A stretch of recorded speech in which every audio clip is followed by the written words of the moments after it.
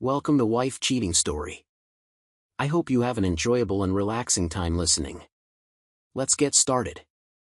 Daughter mocked me on her wedding and invited her mom's lover. So I did this.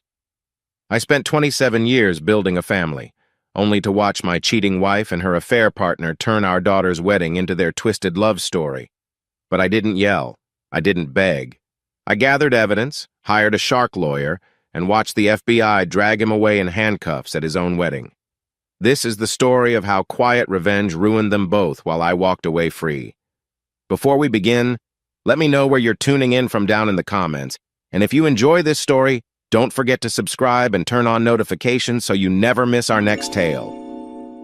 The June morning sun filtered through the Venetian blinds of Kyle's home office, casting long shadows across the mahogany desk where wedding invoices lay scattered like fallen leaves. He picked up the florist's bill, $3,200 for white roses and baby's breath, and felt his jaw tighten. 27 years of marriage, and here he was, writing checks for his daughter's wedding while his own marriage lay in ruins. "Dad?" Emily's voice drifted from the doorway. She stood there in her old Ohio State t-shirt, coffee mug in hand, her dark hair pulled back in a messy bun. "You're up early," Kyle forced a smile. "Just going over the numbers, sweetheart. Want to make sure everything's perfect for your big day?" She padded across the room in her fuzzy slippers, the same ones he'd bought her for Christmas 5 years ago, and perched on the arm of his leather chair. "You know you don't have to do all this alone, right? Mom said she'd help with your mother's busy." The words came out sharper than he intended. Kyle softened his tone. "I've got it handled." Emily's brow furrowed, that little crease appearing between her eyebrows just like when she was 5 and couldn't understand why her goldfish had died. "Dad, what's going on? You and Mom have been acting weird for months." "Months?" Kyle thought bitterly. "Try years." His mind drifted back to that December evening in 2002, 18 months ago now. The Goodyear plant had let them out early due to a snowstorm rolling in from Lake Erie. He'd decided to surprise Jacqueline, maybe take her to that new Italian place downtown she'd been wanting to try. But when he'd driven past Romano's, there she was, his wife of 25 years, laughing over candlelight with Brandon Fitzgerald. Not just laughing. The way she tilted her head, the way her fingers played with the stem of her wine glass, the way she leaned in when he spoke, these were intimacies Kyle recognized, gestures she used to reserve for him. "Dad?" Emily's voice pulled him back. "You're doing that thing again, staring off into space." "Sorry, Princess. Just tired." He squeezed her hand. "Everything's fine. Your mother and I just want your wedding to be perfect."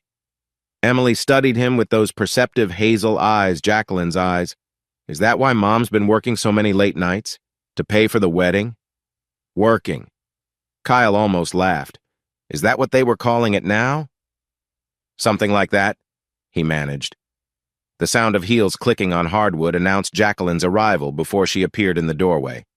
Even at 46, she could still turn heads. This morning, she wore a cream-colored suit that hugged her curves, her blonde hair styled in perfect waves. The diamond earrings Kyle had given her for their 20th anniversary caught the light. "Good morning, family." Her voice was bright, too bright. "Emily, honey, shouldn't you be getting ready? Christian's parents will be here at noon for brunch." "Mom, it's only 7:30. "Well, you know what they say about the early bird." Jacqueline's laugh tinkled like breaking glass. She avoided Kyle's gaze as she brushed past him to kiss Emily's forehead. Her perfume, something new, something expensive, lingered in the air. "I should go shower," Emily said, sliding off the chair arm. She paused at the door. "Oh, Mom, I finalized the seating chart. Brandon's at table 3 with the family friends. That's okay, right?" Kyle's hand stilled on the invoice he was signing. The pen trembled slightly. "Of course, darling," Jacqueline said smoothly. "Brandon's been so generous with the restaurant catering. It's only right he sits somewhere special." After Emily left, the silence in the room grew thick enough to choke on. Jacqueline stood by the window, her back to Kyle, watching the morning joggers pass by on their tree-lined street. "We need to talk about—" Kyle began. "I have a supplier meeting at 8. She turned, already checking her phone. The new summer collection won't order itself. On a Saturday? Fashion doesn't take weekends off, Kyle. She still wouldn't meet his eyes. Unlike some industries, the barb hit its mark. Kyle had been putting in overtime at the plant, yes, but only to cover the wedding expenses that seemed to grow larger every time Jacqueline opened her mouth. Jackie, don't. The word came out sharp as a blade. She softened it with another artificial smile. Let's not do this today. We have guests coming. She click-clacked out of the room, leaving Kyle alone with his invoices and his thoughts. He picked up another bill, the country club rental, the band, the photographer who'd been personally recommended by Brandon Fitzgerald. Brandon fucking Fitzgerald. Kyle's hand found the locked drawer of his desk, the one where he'd hidden the evidence.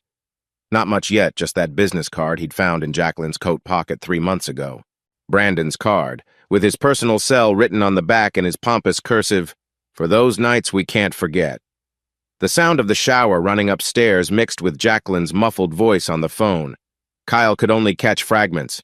"Told you not to call the house. Yes, I know. After the wedding."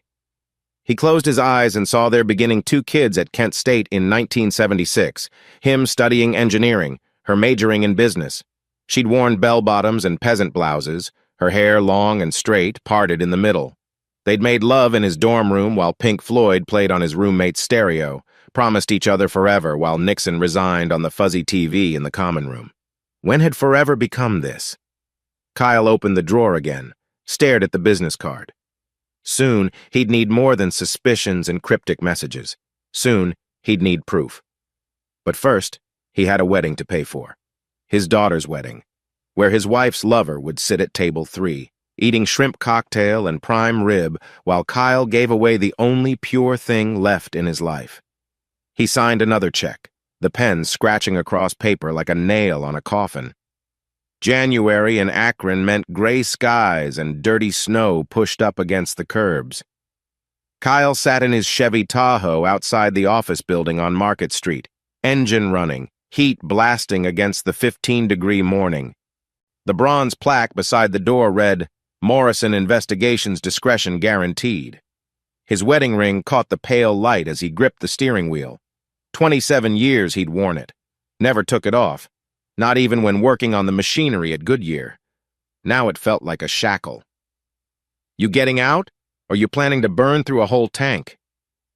Lucas's voice came through the passenger window he'd just knocked on. Kyle jolted. "Jesus, Luke, you trying to give me a heart attack?" His friend climbed in, bringing the cold with him. Lucas looked the same as he had since high school, stocky build, graying beard, eyes that missed nothing.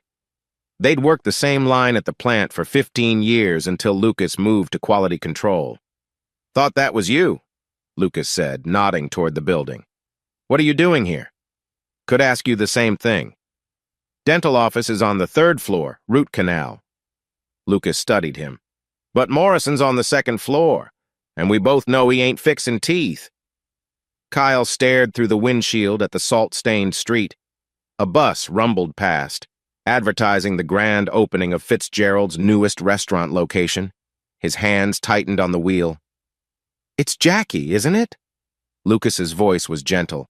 "How'd you—" "Come on, brother. I've known you since we were stealing cigarettes behind the gymnasium. You think I can't tell when something's eating you?" Lucas pulled out a pack of Marlboros, then remembered Kyle had quit. He put them away. "Plus, Sarah was at the plant Christmas party. Your sister-in-law's got a mouth on her after a few drinks." "What did she say?" "Nothing specific. Just kept going on about how Jackie deserves to be happy, how some men don't appreciate what they have." Lucas snorted. "Like you haven't been breaking your back for that woman since Reagan was president." Kyle finally looked at his friend. "I think she's having an affair." "You think, or you know. That's what Morrison's for." They sat in silence while the heater blew and the windows fogged. Finally, Lucas spoke. "You sure you want to go down this road? Sometimes ignorance is—" "I found a receipt," Kyle interrupted. "Lunch at the Ritz-Carlton. $200. Wine, oysters, the works. Day she was supposedly at a wholesale show in Cleveland. Could be a client. Could be." Kyle pulled out the business card, now creased from handling. Found this too. Lucas read it, whistled low. Brandon Fitzgerald. That's the restaurant guy? Big house up in Bath Township? That's him. Shit! Lucas handed the card back. Still, it's not exactly a smoking gun. No, that's why I need Morrison. 20 minutes later, Kyle sat across from Daniel Morrison in an office that smelled like cigarettes and old coffee. Morrison looked like a cop who'd let himself go cheap suit, thin hair combed over a growing bald spot, eyes that had seen too much. Infidelity cases. Morrison leaned back in his creaking chair. Bread and butter of this business. Though I gotta say, most men who come through that door hoping they're wrong, they ain't wrong. Kyle slid a photo across the desk. Jacqueline at last year's Christmas party, radiant in a black cocktail dress. Her name's Jacqueline, my wife. Pretty lady. Morrison studied the photo with professional detachment. How long you been married? 27 years this fall. Kids? Daughter, 25, getting married in June. Morrison made notes on a yellow legal pad. And the suspected other party? Brandon Fitzgerald. Owns... I know who Fitzgerald is. His wife Patricia hired me 2 years ago for the same reason you're here. Morrison's smile was humorless. Small world.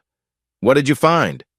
Can't discuss other cases, but let's just say Patricia Fitzgerald's divorce settlement could have bought a small island. Morrison pulled out a contract. Standard rates. 500 retainer, 75 an hour plus expenses. I'll need 3 weeks, maybe 4. Photo evidence, movement patterns, financial tracking if you can get me account access. Kyle signed where indicated, wrote the check. His hand barely shook. One more thing, Morrison said as Kyle stood to leave. You prepared for what I might find? Because once you know, you can't unknow. Change is everything. Everything's already changed, Kyle said. I just need proof. 3 weeks later, Kyle sat in the same chair, staring at a manila envelope that might as well have been a bomb. Morrison watched him over steepled fingers. Take your time, the investigator said. There's tissues in the box there. Kyle opened the envelope. The first photo showed Jacqueline entering the Marriott downtown, Brandon's hand on the small of her back. The second showed them at a corner table in the hotel restaurant, her hand covering his across the white tablecloth. The third... Jesus! Kyle's voice cracked.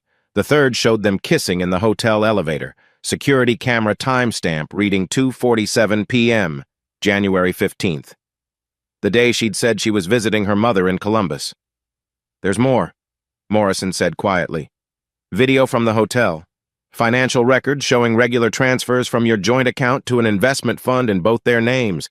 Looks like she's been funding his restaurant expansion. Kyle flipped through more photos. Jacqueline laughing at something Brandon said. Jacqueline in Brandon's Mercedes. Jacqueline coming out of Brandon's house at 6 in the morning, her hair mussed, wearing the same clothes she'd left in the night before. How long? His voice sounded strange to his own ears. Based on the patterns? At least 18 months, maybe longer. Morrison pushed a tissue box closer. The investment transfers started in July 2002. Small at first, 5,000 here, 10,000 there. Adds up to about $150 total. $150,000. Kyle thought of all the overtime shifts, all the weekends at the plant, all the times he'd come home exhausted to an empty house and a note saying she was working late. There's one more thing. Morrison pulled out another photo. This was taken last week. The photo showed his Emily having coffee with Brandon at a Starbucks. They were leaning in, talking intently. No. The word came out as a whisper. Not Emily. Based on the surveillance, your daughter's known about the affair for at least 6 months. She's been meeting with Fitzgerald regularly. Looks like she's been playing intermediary. The room spun. Kyle gripped the arms of the chair, his wedding ring clicking against the wood. His daughter, his baby girl, the one pure thing in his life. I'm sorry, Morrison said. I know this isn't easy. Kyle laughed, a broken sound. My wife's been fucking another man with my money and my daughter's been helping her. Easy? No, this isn't easy. He gathered the photos with shaking hands, stuffed them back in the envelope. Evidence, proof, everything he'd asked for and nothing he'd wanted. What now? Morrison asked. Now? Kyle stood, the envelope burning in his hand like a brand. Now I need a lawyer. Outside, the January air hit him like a slap. He sat in his truck for a long time, engine off, watching his breath fog in the cold. His phone buzzed. A text from Jacqueline. Working late again tonight. Don't wait up. Love you. Love you. Kyle started the engine, turned the heat on high. In the rearview mirror, he caught a glimpse of himself, 48 years old, gray creeping into his temples, lines around his eyes from too many years of smiling when he didn't mean it. Tomorrow he'd call Howard Bennett, the best divorce lawyer in Summit County. Tomorrow he'd start protecting what was left of his life. Tonight, he'd go home to his empty house, heat up leftover pizza, and pretend to believe his wife's lies one more time. The envelope sat on the passenger seat like a coffin for his marriage. 27 years reduced to a stack of 8x10 glossies and a private investigator's report.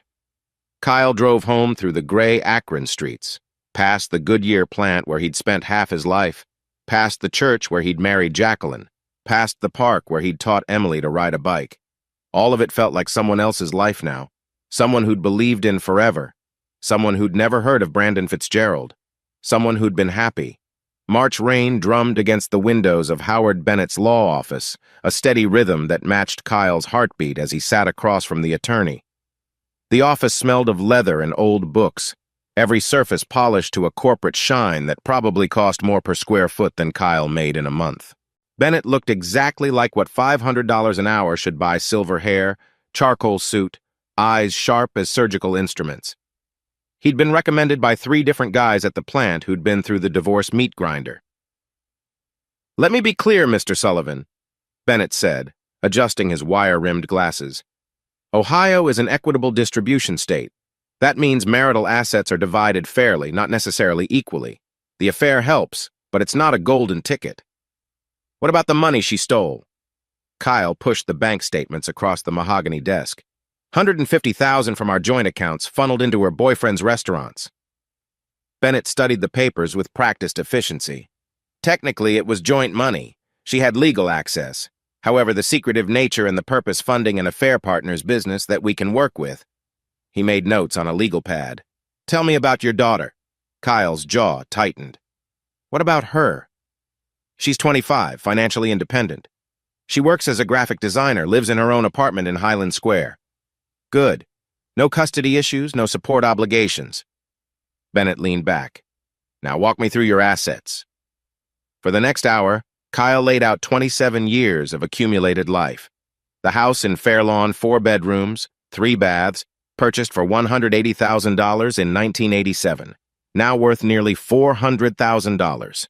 His 401k with $275,000. Jacqueline's boutique, which she'd opened 5 years ago with what she'd called family savings. 2 cars, the vacation cabin on Atwood Lake they never used anymore. Total marital assets approximately $2 million, Bennett calculated, plus her business, which complicates things. We'll need a forensic accountant. Whatever it takes. Bennett studied him over his glasses. "You understand she'll fight this. The transfers to Fitzgerald. The affair, she'll have explanations. And if your daughter sides with her..." "She will."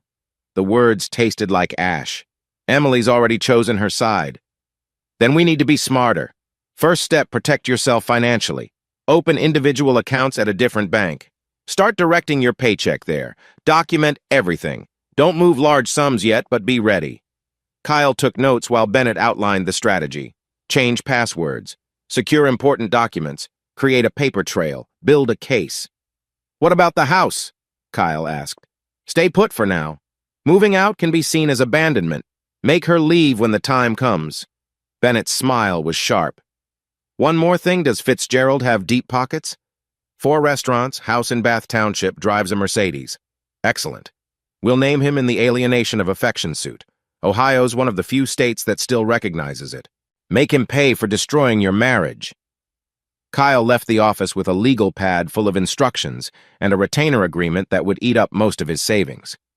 In the parking garage, he sat in his truck and called Lucas. "How'd it go?" his friend asked without preamble. "Like planning a war." Kyle watched rain streak down the windshield. "He wants me to document everything. Build a case." You need help with anything? Actually, yeah. Bennett mentioned financial patterns. You still friendly with that girl in accounting? Rebecca? Becky? Sure. What do you need? I need to know if Jackie's been moving money I don't know about. Business accounts, maybe under the boutique's name. Lucas was quiet for a moment. That's serious stuff, brother. Could cost Becky her job if anyone finds out. I know. Forget I asked. I didn't say no. Just making sure you understand. Give me a few days. Kyle's next stop was Fifth Third Bank on Main Street. He'd been banking at the Key Bank branch near home for 20 years, where everyone knew him and Jacqueline. This felt like enemy territory. I'd like to open a checking and savings account, he told the young teller with the earnest smile. Within 30 minutes, he had new accounts, new cards coming in the mail, and a sick feeling in his stomach. This was real. He was really doing this. At home, the house felt different. Every room held landmines of memory. Their wedding photos on the mantel, Emily's kindergarten artwork framed in the hallway, the kitchen table where they'd shared 27 years of morning coffee. Kyle moved methodically. Important documents went into a filing box in his truck. His father's watch, his grandmother's ring meant for Emily, photos of his parents all secured. He changed passwords on everything: email, retirement accounts, health insurance. In the bedroom closet, behind Jacqueline's collection of shoes that cost more than car payments, he found it.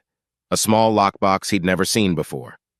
The key was in her jewelry box, hidden under a tray of earrings. Inside, a second cell phone, powered off. A savings book for an account at Huntington Bank with a $78,000 balance. A folder of emails between Jacqueline and someone named Robert Thornton, attorney at law. Kyle sat on the bed, legs suddenly weak. She'd been planning this too. For how long? The emails went back to January 2003, 2 months after he'd seen her with Brandon at the restaurant. The second phone powered on. Password protected, but Kyle tried Emily's birthday 0614. It opened. Text messages filled the screen. Hundreds between Jacqueline and Brandon. Kyle scrolled through them, each one a fresh wound. Can't wait to be free of this farce of a marriage. After Emily's wedding, I promised her. Kyle's so oblivious. 20 years of plant work turned his brain to mush. The house will be ours soon, baby. Our fresh start. Kyle's hands shook. He kept reading, couldn't stop, like probing a broken tooth with his tongue. A message from 3 days ago.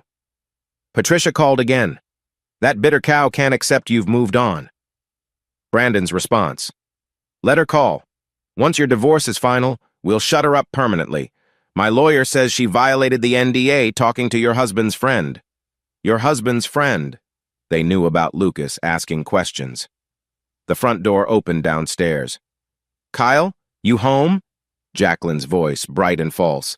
Kyle quickly photographed the most damaging messages with his own phone, then powered off the device and returned everything to the lockbox. By the time Jacqueline reached the bedroom, he was hanging up his work clothes. Just another evening in their dying marriage. You're home early, he said, not turning around. Slow day at the boutique. She kicked off her heels, padded to the bathroom. I was thinking we should talk about the rehearsal dinner. Brandon offered to host it at his restaurant professional courtesy. Kyle's fists clenched. That's generous of him. Isn't it? He's been so supportive through all this wedding planning. Water ran in the bathroom. Oh, your mother called the store. Something about wanting to contribute to the wedding? Margaret. Kyle had been avoiding his mother's calls. Couldn't bear to explain what was happening. At 60, she still believed marriage was forever, that wedding vows meant something. I'll call her back, he said. Jacqueline emerged from the bathroom in a silk robe, her face scrubbed clean of makeup. For a moment, she looked like the girl he'd married, vulnerable, beautiful his. Then she smiled that fake smile and the illusion shattered. Emily's coming for dinner Sunday, she said, climbing into bed. She wants to finalize the menu choices. I'll be there. Will you? You've been so distant lately. Emily's noticed.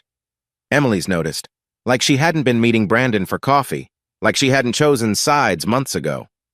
Just work stress, Kyle lied, sliding into bed beside his wife of 27 years. You know how it is.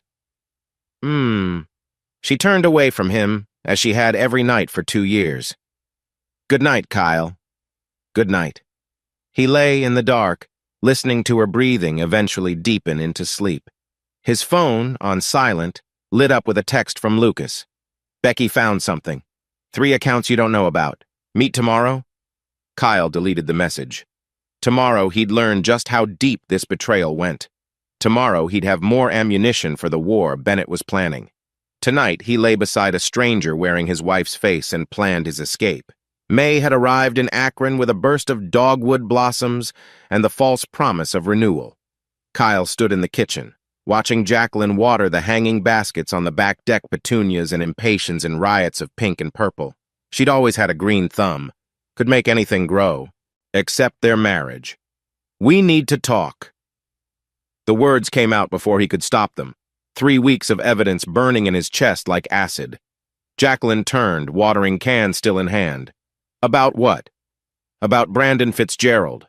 The watering can slipped, splashing water across the deck boards. For just a moment, her mask cracked, panic flashing across her features before she rebuilt her composure. "What about him? He's catering Emily's—" "Cut the shit, Jackie."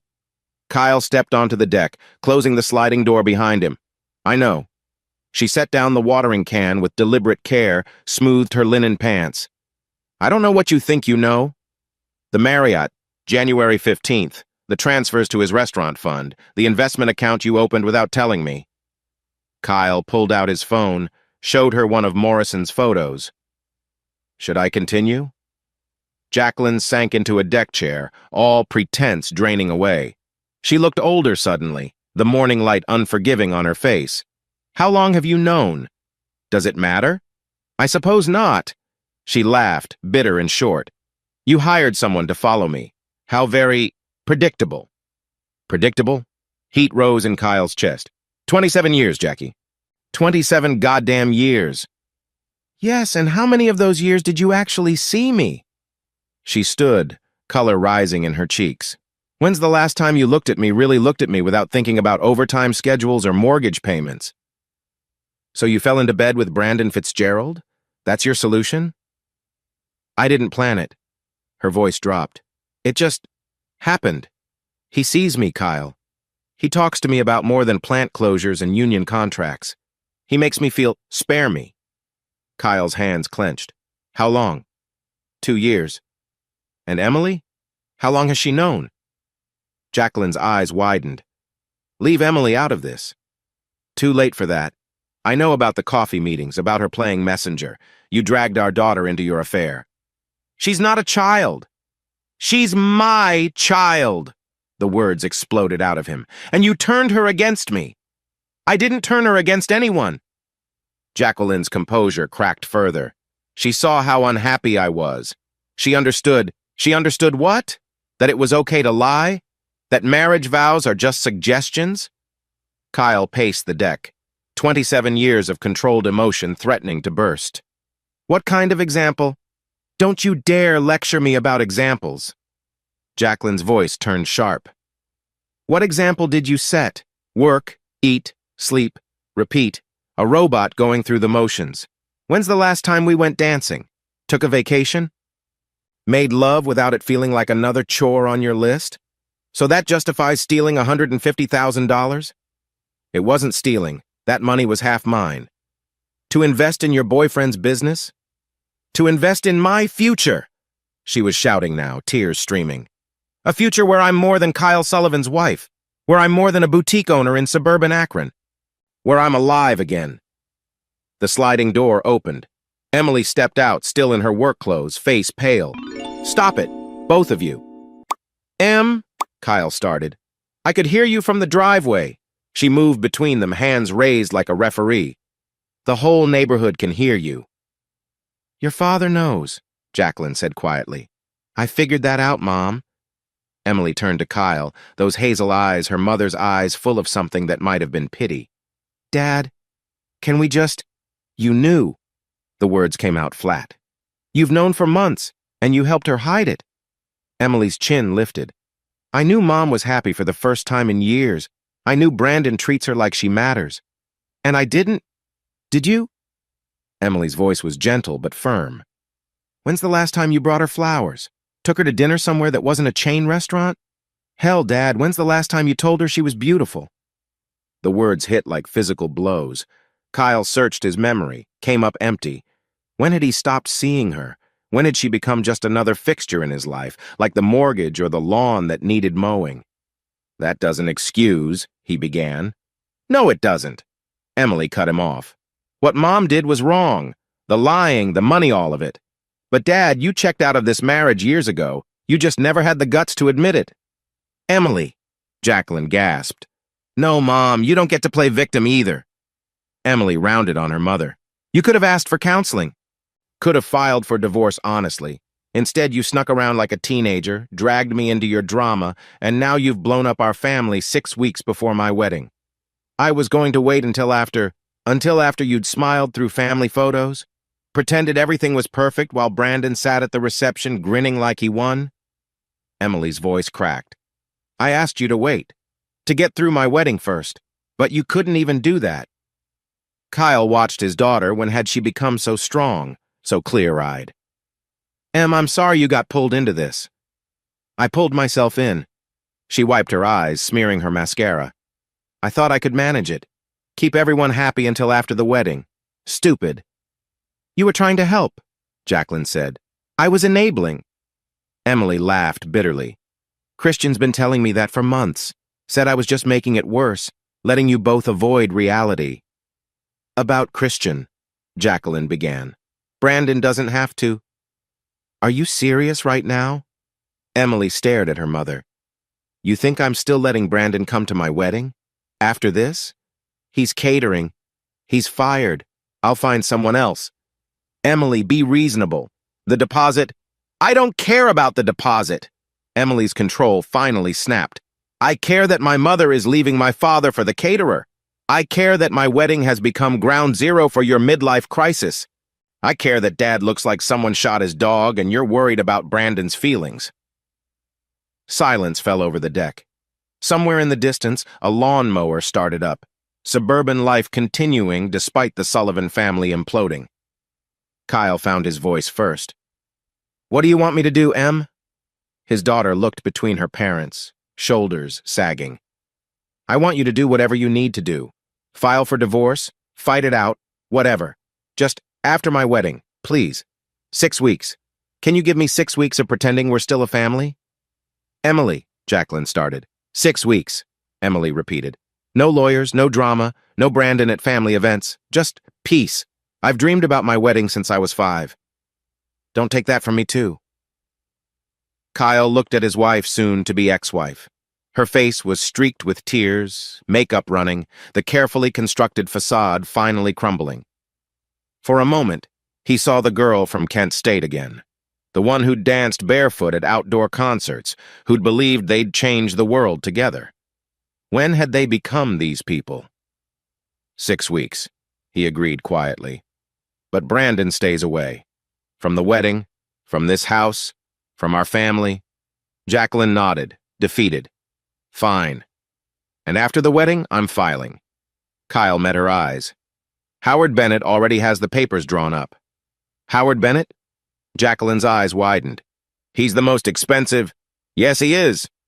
Kyle turned to go inside, paused at the door. Oh, and Jackie? That second phone you've been hiding? The one with all the texts about how oblivious I am? Might want to find a better hiding spot. He left them on the deck, mother and daughter staring at each other across the wreckage of 27 years. In the kitchen, he poured himself 3 fingers of bourbon, the good stuff he'd been saving for Emily's wedding toast. Outside, he could hear Emily crying, Jacqueline trying to comfort her. Their daughter, the one pure thing left caught in the crossfire of their failing marriage. Kyle raised his glass to the window, to the ghosts of who they used to be. Here's to 6 more weeks of pretending. The bourbon burned going down, but not as much as the truth. The summer of 1976 had been unseasonably hot in Kent, Ohio. Kyle remembered it perfectly, the way the air shimmered above the campus parking lots, how the dorm rooms felt like ovens, even with fans running full blast. He was 21, working construction between semesters to pay for his engineering degree, his hands calloused and his shoulders brown from the sun. He'd first seen Jacqueline at a protest rally against tuition hikes. She stood on the library steps, megaphone in hand, blonde hair catching the light like spun gold. Her peasant blouse was damp with sweat, her bell-bottoms frayed at the hems, but she commanded that crowd like a general leading troops into battle. "Education is a right, not a privilege!" she'd shouted, and the crowd roared back. Kyle had been transfixed, not just by her beauty, though God knew she was beautiful, but by her passion, her certainty that the world could be changed if you just pushed hard enough. Now, 28 years later, Kyle sat in his truck outside Christian's law office in downtown Akron, that memory playing like a worn movie reel. How had they gotten from there to here? From revolution to lawyers? Christian emerged from the building, spotted Kyle's truck, and jogged over. Even in the June heat, the kid looked crisp in his charcoal suit. Everything about Emily's fiancé screamed competence, from his precisely parted hair to his polished Oxfords. Mr. Sullivan. Christian slid into the passenger seat, bringing the smell of expensive cologne. "Thanks for meeting me." "You said it was important." "It is." Christian loosened his tie, suddenly looking younger than his 27 years. "It's about the wedding, about Brandon." Kyle's grip tightened on the steering wheel. "Emily said she uninvited him." "She did, but her mother—" Christian paused, choosing his words carefully. "Mrs. Sullivan called Emily yesterday, said Brandon's already paid for the catering, that it would be cruel to exclude him after everything he's done for the family." "Everything he's done?" Kyle laughed, bitter and short. "Is that what we're calling it?" "Emily's wavering. She feels guilty about the deposits, about causing drama." Christian turned to face Kyle fully. "Sir, I need to know if Brandon shows up at my wedding. What happens?" Kyle met the younger man's eyes. "I leave." "That's what I figured." Christian nodded slowly. "Look, I like Emily's mom. She's always been kind to me. But this situation, it's toxic. My parents are already asking questions. My mother saw Mrs. Sullivan and Brandon at the country club last week and the way they were together. I know how they are together." "Right. Sorry." Christian rubbed his face. "I just want Emily to have the wedding she's dreamed about, not some Jerry Springer episode." Kyle studied his future son-in-law. The kid was solid, grounded in a way Kyle appreciated. Emily had chosen well, even if she couldn't see the irony marrying a man of integrity while defending her mother's affair. "What do you want me to do?" Kyle asked. "Talk to Emily. She won't listen to me about this, says I don't understand because my parents are still together. But she respects you, even if she's angry right now." "She's chosen her mother's side." "No." Christian shook his head firmly. "She's chosen peace. There's a difference. Emily loves you both, but she's 25 and idealistic. She thinks if everyone just tries hard enough, this can work out like a Hallmark movie." Kyle's phone buzzed. A text from Rachel, Jacqueline's best friend. "Can we talk? It's important." "I need to go," Kyle said. "But Christian? Stand firm on Brandon. It's your wedding too." Christian climbed out, then leaned back through the window. "Mr. Sullivan? For what it's worth, I think you're handling this with more grace than most men would." Grace. Kyle almost laughed as he drove away. If only Christian knew about the nights he'd sat in his truck outside Brandon's restaurant, hands shaking with rage, imagining walking in there and— No, that wasn't who he was, who his father had raised him to be. Rachel had suggested meeting at Lock 3 Park, downtown where the canal boats used to run. She was already there when Kyle arrived, sitting on a bench near the amphitheater, looking older than her 45 years. Rachel had been Jacqueline's friend since their boutique days, back when they'd both worked retail at Chapel Hill Mall. "Kyle?" She stood, uncertain whether to hug him. They settled for an awkward handshake. "Thanks for coming." "What's this about, Rachel?" She sat back down, patted the bench beside her. "I'm worried about Jackie." "That's touching." "Don't." Rachel's voice was firm. "Don't do that.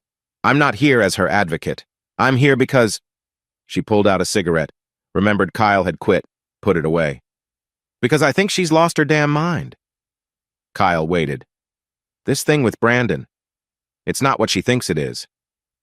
Rachel picked at a loose thread on her purse. "I've known Brandon longer than Jackie has. He used to come into Saks when I worked there. Always had a different woman on his arm, always promising them the world. Patricia found that out the hard way." Patricia was just the only one who married him. Rachel met Kyle's eyes. There were others. Marcia from the country club. That pharmaceutical rep, what was her name? Diane. The man collects successful women like trophies. Why are you telling me this? Because Jackie won't listen. She thinks she's different, special, that their love is real. Rachel laughed bitterly. She's liquidating everything, Kyle. The boutique, her inheritance from her mother, even talked about selling her grandmother's jewelry, all to invest in Brandon's restaurant empire. Kyle felt cold despite the June warmth. How much? I don't know exactly, but she mentioned something about a $500,000 buy-in for partnership status. Rachel touched his arm. She showed me brochures yesterday. They're planning to open a flagship location in Cleveland. Brandon's got her convinced they'll be the next Wolfgang Puck and Barbara Lazaroff. Jesus. There's more. Rachel pulled out her phone, showed him a photo. This was at their investment meeting last week. The photo showed Jacqueline, Brandon, and another woman young, perhaps 30, with dark hair and predatory eyes. Who is she? Natalie Chen, Brandon's business partner from Columbus. Rachel made air quotes. Jackie thinks she's just an investor, but I did some digging. Natalie and Brandon go way back. Way back. Kyle stared at the photo. Jacqueline was smiling, oblivious, while Brandon's hand rested on Natalie's lower back in a gesture that was anything but professional. She's going to lose everything, he said quietly. Probably. Rachel put her phone away. Look, I know Jackie hurt you. Hell, she's hurt me too, lying to my face for 2 years. But she's still my friend, and watching her throw her life away for this con artist. What do you want me to do? She won't listen to me. Thinks I'm just jealous. I don't know. Rachel stood, suddenly looking exhausted. Maybe nothing can be done. Maybe she needs to crash and burn to see the truth. I just thought you should know what's happening. For Emily's sake, if nothing else. After Rachel left, Kyle sat alone in the park, watching kids play in the splash pad while their parents chatted on benches. Normal families living normal lives. Had he and Jacqueline ever been normal? Or had they always been heading for this two people who'd confused passion for compatibility, who'd built a life on a foundation of sand? His phone rang. Emily. Dad? Where are you? Downtown. Why? I'm at the house. I found something. Can you come home? Please? The urgency in her voice got him moving. 20 minutes later, he pulled into his driveway to find Emily sitting on the porch steps, a manila folder in her lap. She'd been crying. Em? What's wrong? She held up the folder. I was looking for Mom's wedding dress in the attic. For ideas for alterations. I found this instead. Kyle took the folder, opened it. Inside was a journal, leather-bound and worn. Jacqueline's handwriting filled the pages, dated 1978. Read the marked page, Emily said quietly. Kyle found the bookmark, began reading, March 15th, 1978. 2 years married, and I still can't believe this beautiful man chose me. Kyle worked a double shift yesterday to pay for my textbooks. Came home exhausted, but still made me laugh with his terrible Nixon impression. I watch him sleep sometimes and think my heart might burst from loving him so much. He's my anchor, my safe harbor. I pray we're still this happy when we're old and gray. The words blurred. Kyle blinked hard, kept reading. He doesn't know about the baby yet. I'm waiting for the perfect moment. Maybe this weekend at the lake. I imagine his face when I tell him that smile that makes his eyes crinkle, the way he'll spin me around even though I'll protest I'm getting dizzy. Our baby, our family, our forever. That was about me, Emily whispered. She loved you so much, Dad. What happened? Kyle closed the journal, pulled his daughter close. She smelled like vanilla and grief. I don't know, baby. People change. Life grinds you down. You wake up one day and realize you're strangers living in the same house. But it wasn't always like that. No, God, no. Your mother was. She was everything. Smart and fierce and so damn beautiful it hurt to look at her sometimes. Kyle stared at the house where they'd raised their daughter, made love on Sunday mornings, fought about bills and in-laws and whose turn it was to take out the trash. Maybe that's the problem. We were so busy being passionate we forgot to be partners. Emily wiped her eyes. Christian's parents have been married 32 years. You know what his mom told me? She said the secret was being each other's best friend first. That passion fades, but friendship endures. Smart woman? Yeah. Emily stood, brushed off her jeans. Dad, I'm not letting Brandon come to the wedding. I don't care about deposits or mom's feelings. You're my father. You'll be there. Kyle kissed her forehead. Thank you. But I need you to do something for me too. What's that? Stop hiding. These last few weeks pretending everything's fine, it's killing you. I can see it. Emily touched his face. File the papers. Start the process. Move on. Not for Mom, not for me, but for you. As she walked to her car, Kyle sat on the porch with Jacqueline's journal. Somewhere in these pages was the woman he'd fallen in love with. But that woman was gone, replaced by someone chasing a fantasy with a man who collected hearts like baseball cards. He opened to a random page, read one more entry. Kyle brought me daisies today. Not roses because he knows I think they're cliché. Daisies from the vacant lot behind the engineering building. Wild things for my wild thing, he said. I'm keeping them in a water glass by the bed. 20 years from now, I hope he still brings me flowers. Kyle closed the journal. 20 years had come and gone. The daisies had withered, the wild things tamed by mortgage payments and orthodontist bills and the slow erosion of dreams. Time to let go. The Summit County Courthouse stood like a fortress of failed marriages, its limestone facade bearing witness to decades of love gone wrong.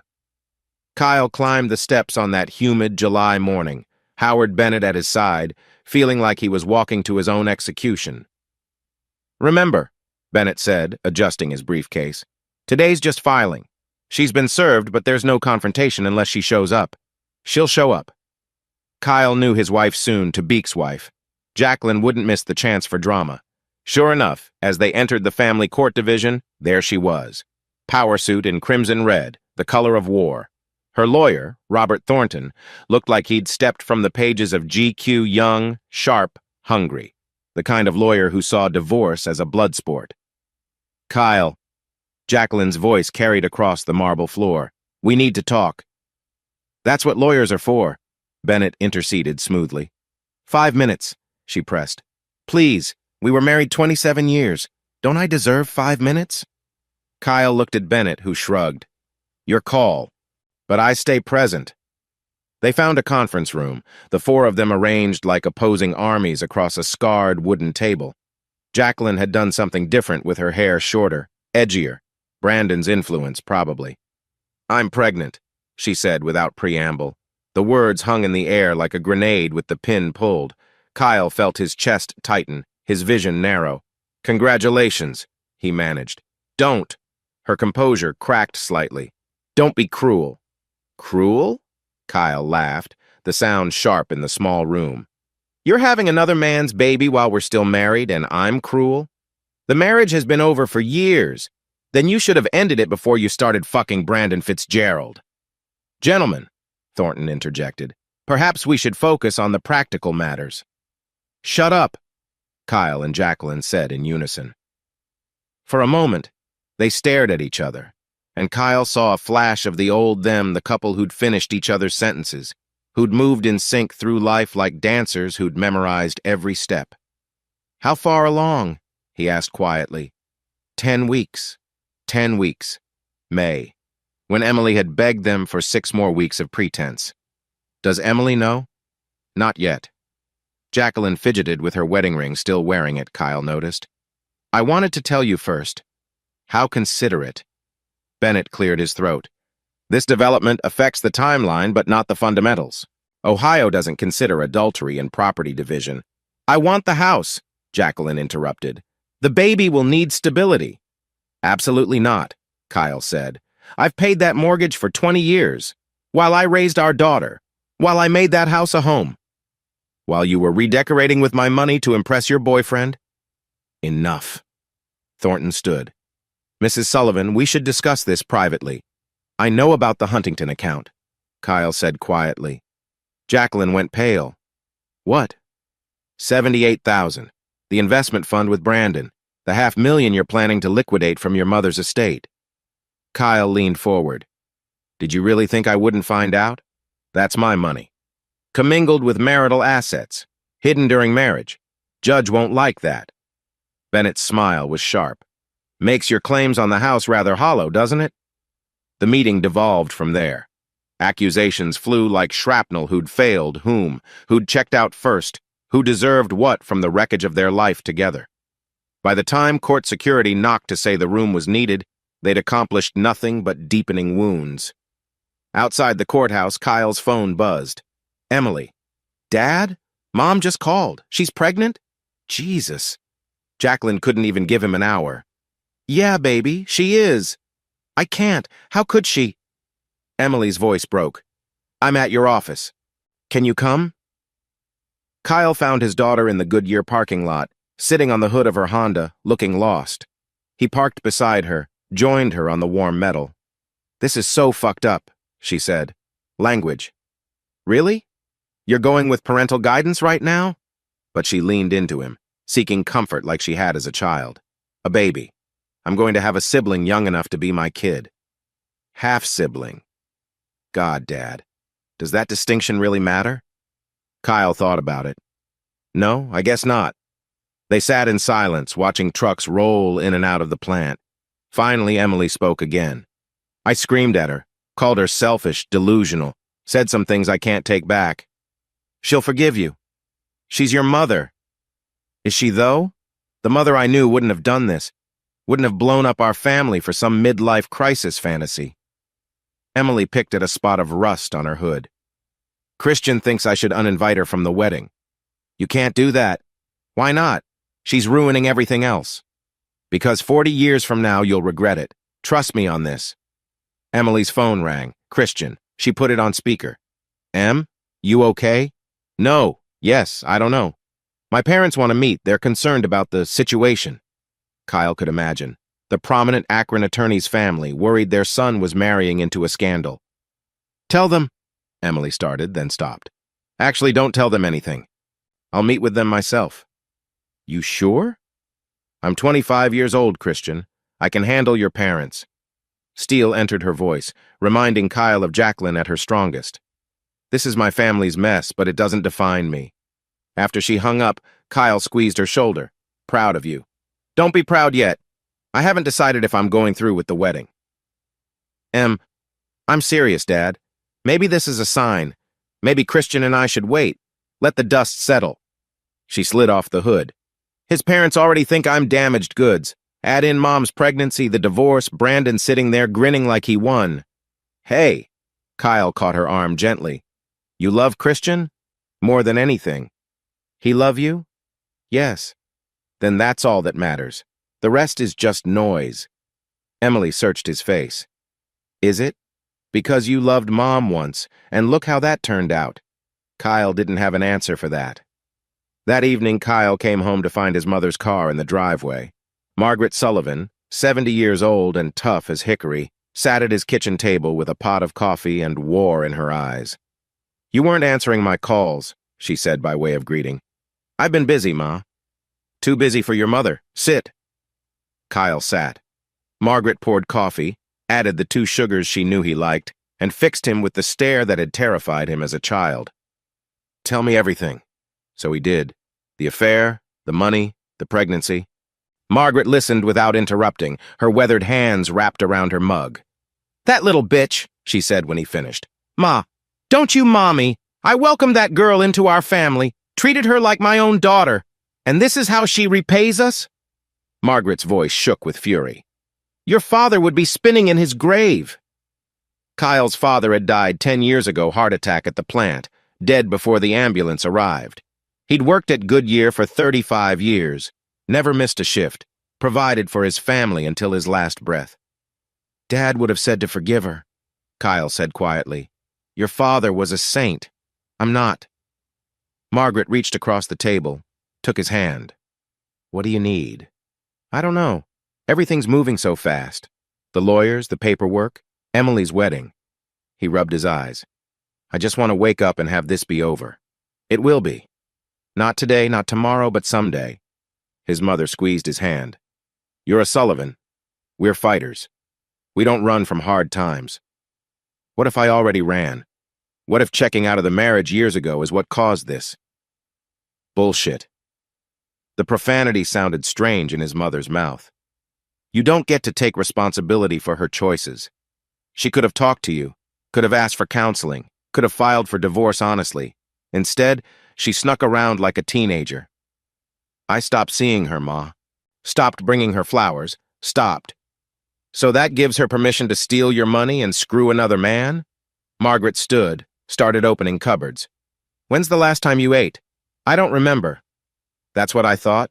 She cooked while he talked nothing fancy. Just scrambled eggs and toast, comfort food from childhood. They ate in companionable silence, the kitchen filling with memories of family dinners before everything went wrong. I'm scared, Kyle admitted as she washed dishes. Of what? Starting over, being alone, becoming one of those bitter divorced guys who drink too much and bore everyone with their sob stories. Margaret dried her hands, turned to face him. You want to know what I was scared of when your father died? What? Everything. Scared of the silence, scared of the empty bed, scared of making decisions alone. She touched his cheek. But you know what? I survived. Made a new life. Different than what I'd planned, but still good. How? One day at a time. One breath at a time when days were too long. She pulled him into a hug. You're going to be okay, baby. Not today, maybe not this year, but okay is coming. After she left, Kyle sat in his empty house, divorce papers spread across the kitchen table. Outside, fireflies blinked in the summer dusk. He thought about Jacqueline, pregnant with another man's child, probably planning nursery colors with Brandon. Thought about Emily, trying to hold her wedding together while her family imploded. Thought about 27 years reduced to asset division and custody arrangements for a daughter who didn't need them. His phone buzzed. Lucas. Heard about court today. Beer? Kyle looked at the papers, the empty house, the ruins of his life. Yeah, he texted back. Beer sounds good. He wasn't okay yet, might not be for a long time, but okay was coming, one day at a time, one beer at a time, one breath at a time when the days were too long. The war had officially begun. April arrived in Akron with a vengeance, bringing storms that turned the Cuyahoga Valley into a muddy mess. Kyle stood in David's bridal, holding his daughter's train while she tried on her wedding dress for the final fitting. The seamstress, a tiny Korean woman named Mrs. Park, attacked the hem with pins while Emily tried not to cry. It's perfect, Emily whispered, staring at her reflection. She looked like Jacqueline had on their wedding day young, hopeful, radiating joy despite the chaos surrounding them. Kyle's throat tightened. You're beautiful, baby. Don't make me cry. Mrs. Park will kill me if I get tears on the silk. No crying, Mrs. Park confirmed from the floor. Very expensive dress. Kyle's phone vibrated. Another text from Jacqueline. We need to discuss Brandon's role in the ceremony. He deleted it without responding. They'd been officially divorced for 2 months now, the papers signed in February after 8 months of legal warfare. Jacqueline got the house and her business. Kyle got his retirement accounts and freedom.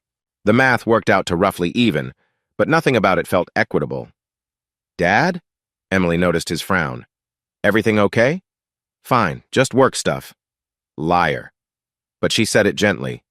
Is Mom texting again? It's handled. Is it, though? Emily stepped off the platform, careful of the pins. Because she called me yesterday. Said Brandon feels excluded from the wedding planning. Brandon can feel whatever he wants. He's not... I know. Emily held up her hand. I told her the same thing. But Dad, she's 7 months pregnant and hormonal and not my problem anymore. The words came out harsher than intended. Mrs. Park looked up from her pinning, sensing drama. Sorry, Kyle said. Brandon Fitzgerald has taken enough from this family. He doesn't get your wedding too. Emily studied him in the mirror. You know what's funny? Not laugh funny, but ironic funny? Christian's parents love you. His mom told me yesterday she wishes her husband was more like you, steady, reliable, devoted to family. Christine Hartley said that? Mm-hmm. Meanwhile, they refer to Mom as the situation and Brandon as that man. Emily laughed bitterly. My future in-laws are taking your side in the divorce. How's that for awkward family dinners? Mrs. Park finished the hem, stood with a groan. All done. You take off now. Careful with pins. In the changing room, Emily called through the door. Did you know Patricia called me? Brandon's ex? When? Last week. Said she had information I needed to hear about Brandon. Something about him planning to propose to Mom at my reception. Kyle's blood ran cold. What? Yeah. Apparently he's been ring shopping. Plans to make a grand gesture during the father-daughter dance. Emily emerged in her street clothes, wedding dress carefully draped over her arm. Because nothing says class like proposing at someone else's wedding with your pregnant mistress. Jesus Christ. My thoughts exactly. Emily handed the dress to Mrs. Park for final alterations. Christian wants to hire security, specifically to keep Brandon out. They walked to their cars through the April drizzle. Kyle noticed new lines around Emily's eyes, stress aging her before her time. I'm sorry, Em. This isn't how your wedding was supposed to go. No, it wasn't. She unlocked her Honda. You know what I dreamed about as a little girl? Both my parents walking me down the aisle, together. Now I have to choose between you and Mom, and she's threatening not to come if Brandon can't. She wouldn't miss your wedding. Wouldn't she? Emily's voice broke. She missed my college graduation party because Brandon had a restaurant opening. Missed my promotion dinner because they were in Cabo. At what point do I stop being her priority? Kyle pulled his daughter into a hug, rain misting around them. You're my priority. Always have been, always will be. I know, Dad. I know. I know. That evening, Kyle met Lucas at their usual spot, Wally Waffle on State Road. The diner hadn't changed since the 70s, still serving heart disease on a plate to plant workers coming off shift. Lucas was already in their booth, 2 beers waiting. You look like shit, Lucas said by way of greeting. Thanks. Feel worse. Wedding stuff? Patricia Fitzgerald called Emily, warned her about Brandon's proposal plan. Lucas whistled low. That's ballsy. Proposing at another woman's wedding to your pregnant girlfriend? Ex-wife. The divorce was final in February. Right. Sorry. Lucas signaled the waitress for another round. You know the Beacon Journal's sniffing around? What? Yeah. Society reporter called the plant yesterday. Wanted to know about the Sullivan-Fitzgerald scandal.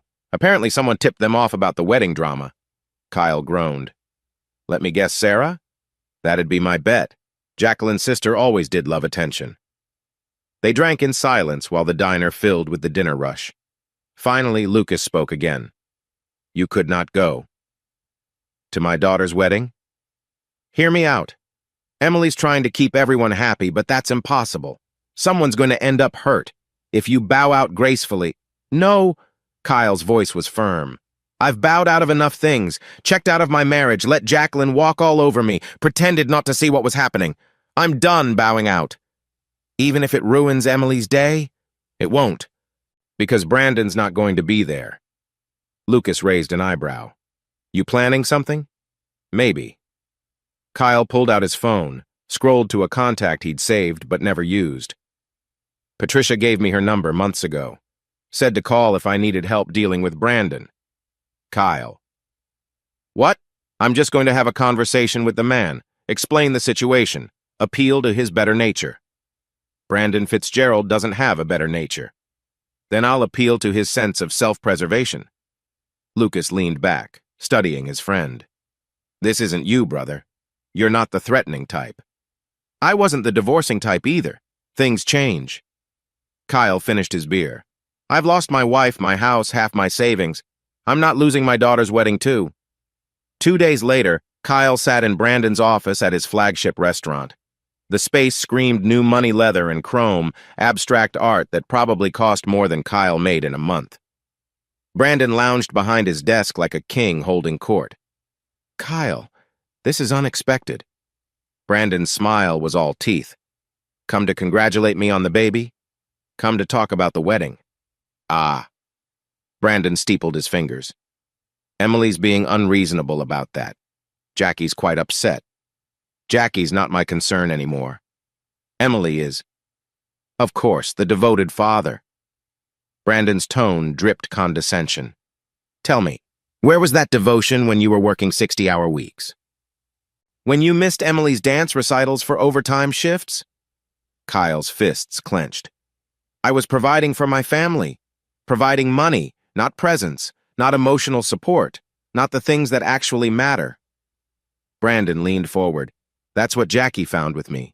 Someone who sees her as more than a household appliance. Is that what you told Patricia? And Marcia?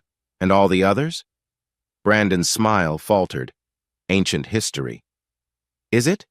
Because Patricia seems to think you're running the same playbook. Romance the neglected wife, get her to invest in your business, move on when someone younger comes along. Kyle pulled out a folder. She gave me some interesting documents. Seems you've got a pattern. You're threatening me? I'm informing you. Stay away from Emily's wedding. You've already destroyed one family event, our marriage. You don't get this one, too. Brandon stood, moved to the window overlooking downtown. You know what your problem is, Kyle? You think you're the victim here. Poor Kyle, betrayed by his wife. But you betrayed her first. Every night you came home too tired to talk. Every weekend you spent maintaining that house instead of maintaining your marriage. So that justifies, it explains it. Brandon turned back. Jackie came to me broken, convinced she was invisible, undesirable, unworthy of passion. I showed her different. You showed her your bank account. I showed her life could be more than punch clocks and mortgage payments. Brandon's voice rose. When's the last time you made her feel beautiful, desired, alive? The words hit their mark. Kyle remembered Emily asking the same thing. Jacqueline herself throwing the accusation during their last fight. When had he stopped seeing his wife as a woman and started seeing her as a role mother, household manager, the person who remembered to buy toilet paper? You're right, Kyle said quietly.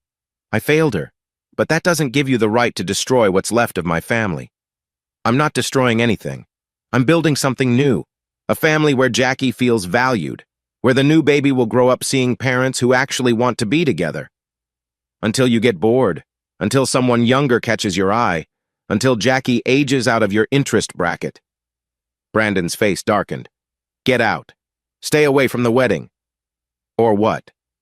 Kyle stood, placed the folder on Brandon's desk. Or the Beacon Journal gets copies of these documents. Every woman you've conned, every family you've destroyed, every business partner you've screwed over. Patricia was very thorough. That's blackmail. That's consequences. Kyle headed for the door, paused. You want to play happy family with my ex-wife? Fine, but you don't get to do it at my daughter's wedding. Outside, Kyle's hands shook as he walked to his truck. He'd never threatened anyone before, never played hardball like this. It felt foreign, like wearing another man's clothes.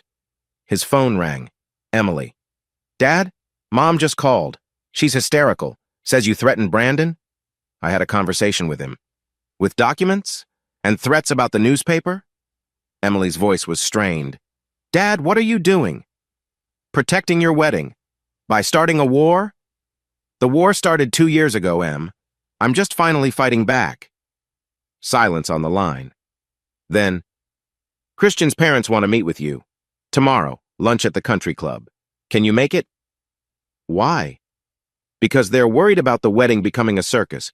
Because they need to know our family isn't completely insane. Because I need you to show them that despite everything, we can handle this with dignity.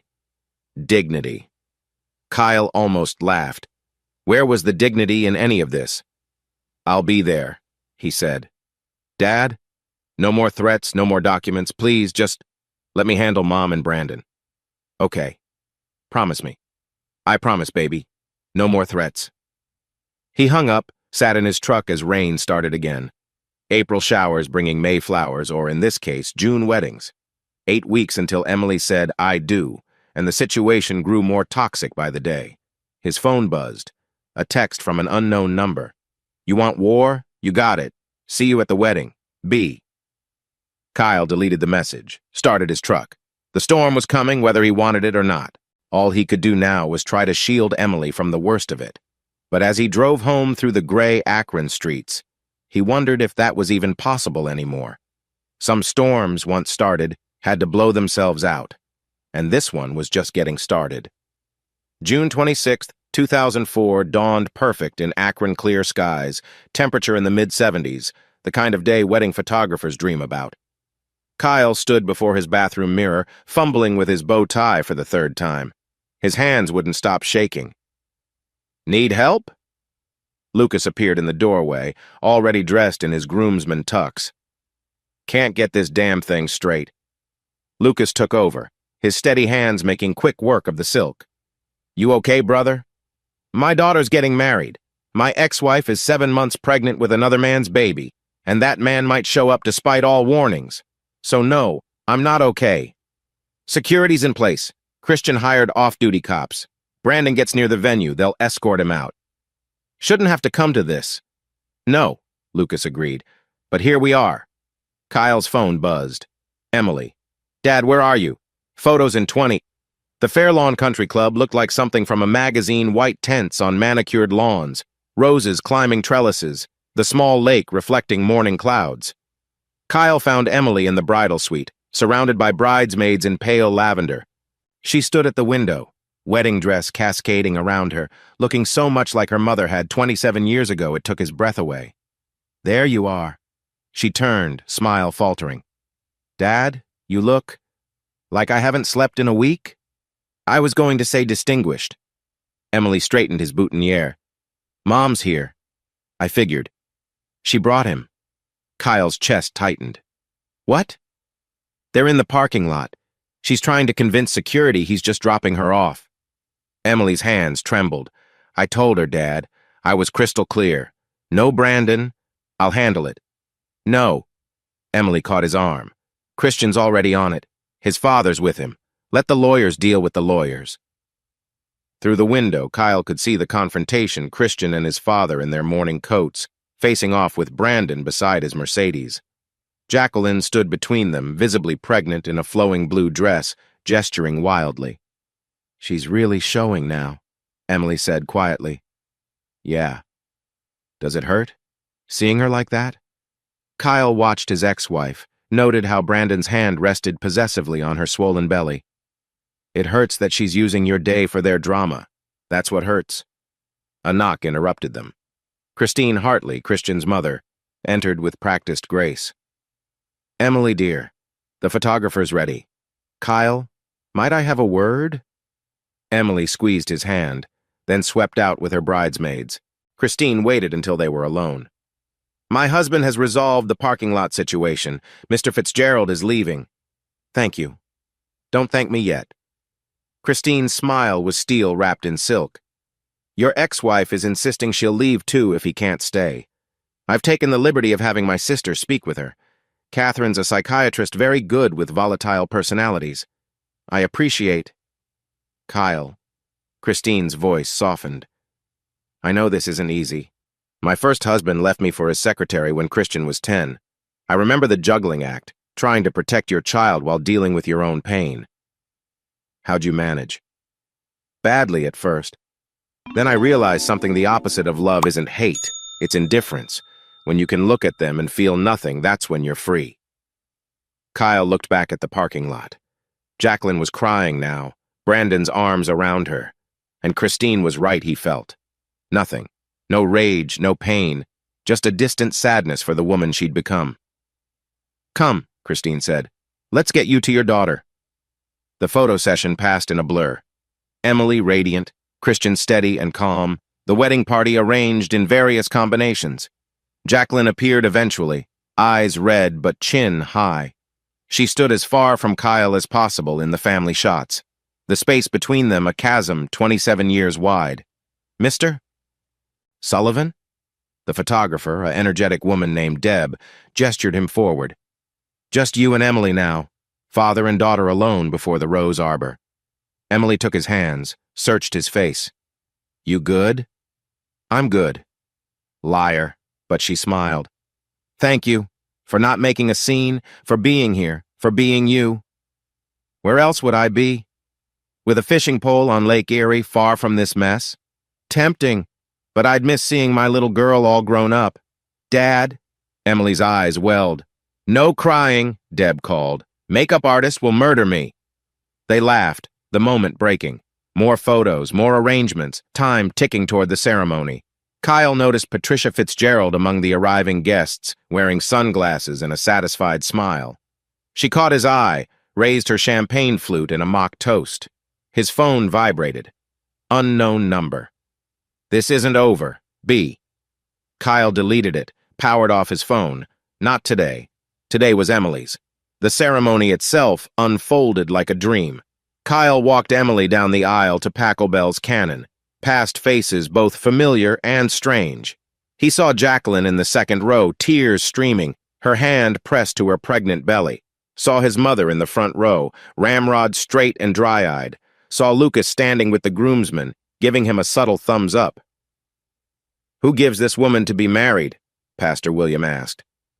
"Her mother and I do," Kyle said, the traditional response feeling strange given the circumstances. He kissed Emily's cheek, placed her hand in Christian's, took his seat. The ceremony continued readings, vows, rings. Kyle found himself thinking about his own wedding, how young and certain they'd been, how Jacqueline had giggled during the ring exchange, how he'd forgotten his vows and had to improvise, how perfect it had all seemed. "I now pronounce you husband and wife." The church erupted in applause. Emily and Christian swept back down the aisle, glowing with joy. Kyle stood with the rest, caught Jacqueline's eye across the aisle. For just a moment, their shared history hung between them, the daughter they'd made, the life they'd built and destroyed. Then she looked away, and the moment passed. The reception was held in the country club's ballroom, transformed with fairy lights and flowers. Kyle sat at the head table, watching Emily and Christian's first dance. They moved together perfectly, lost in each other. The drama of the day forgotten. Beautiful couple. Patricia Fitzgerald appeared at his elbow, martini in hand. "Though I'm surprised you're not dancing with the mother of the bride. Isn't that traditional?" "Nothing about today is traditional." "No, I suppose not." Patricia sipped her drink.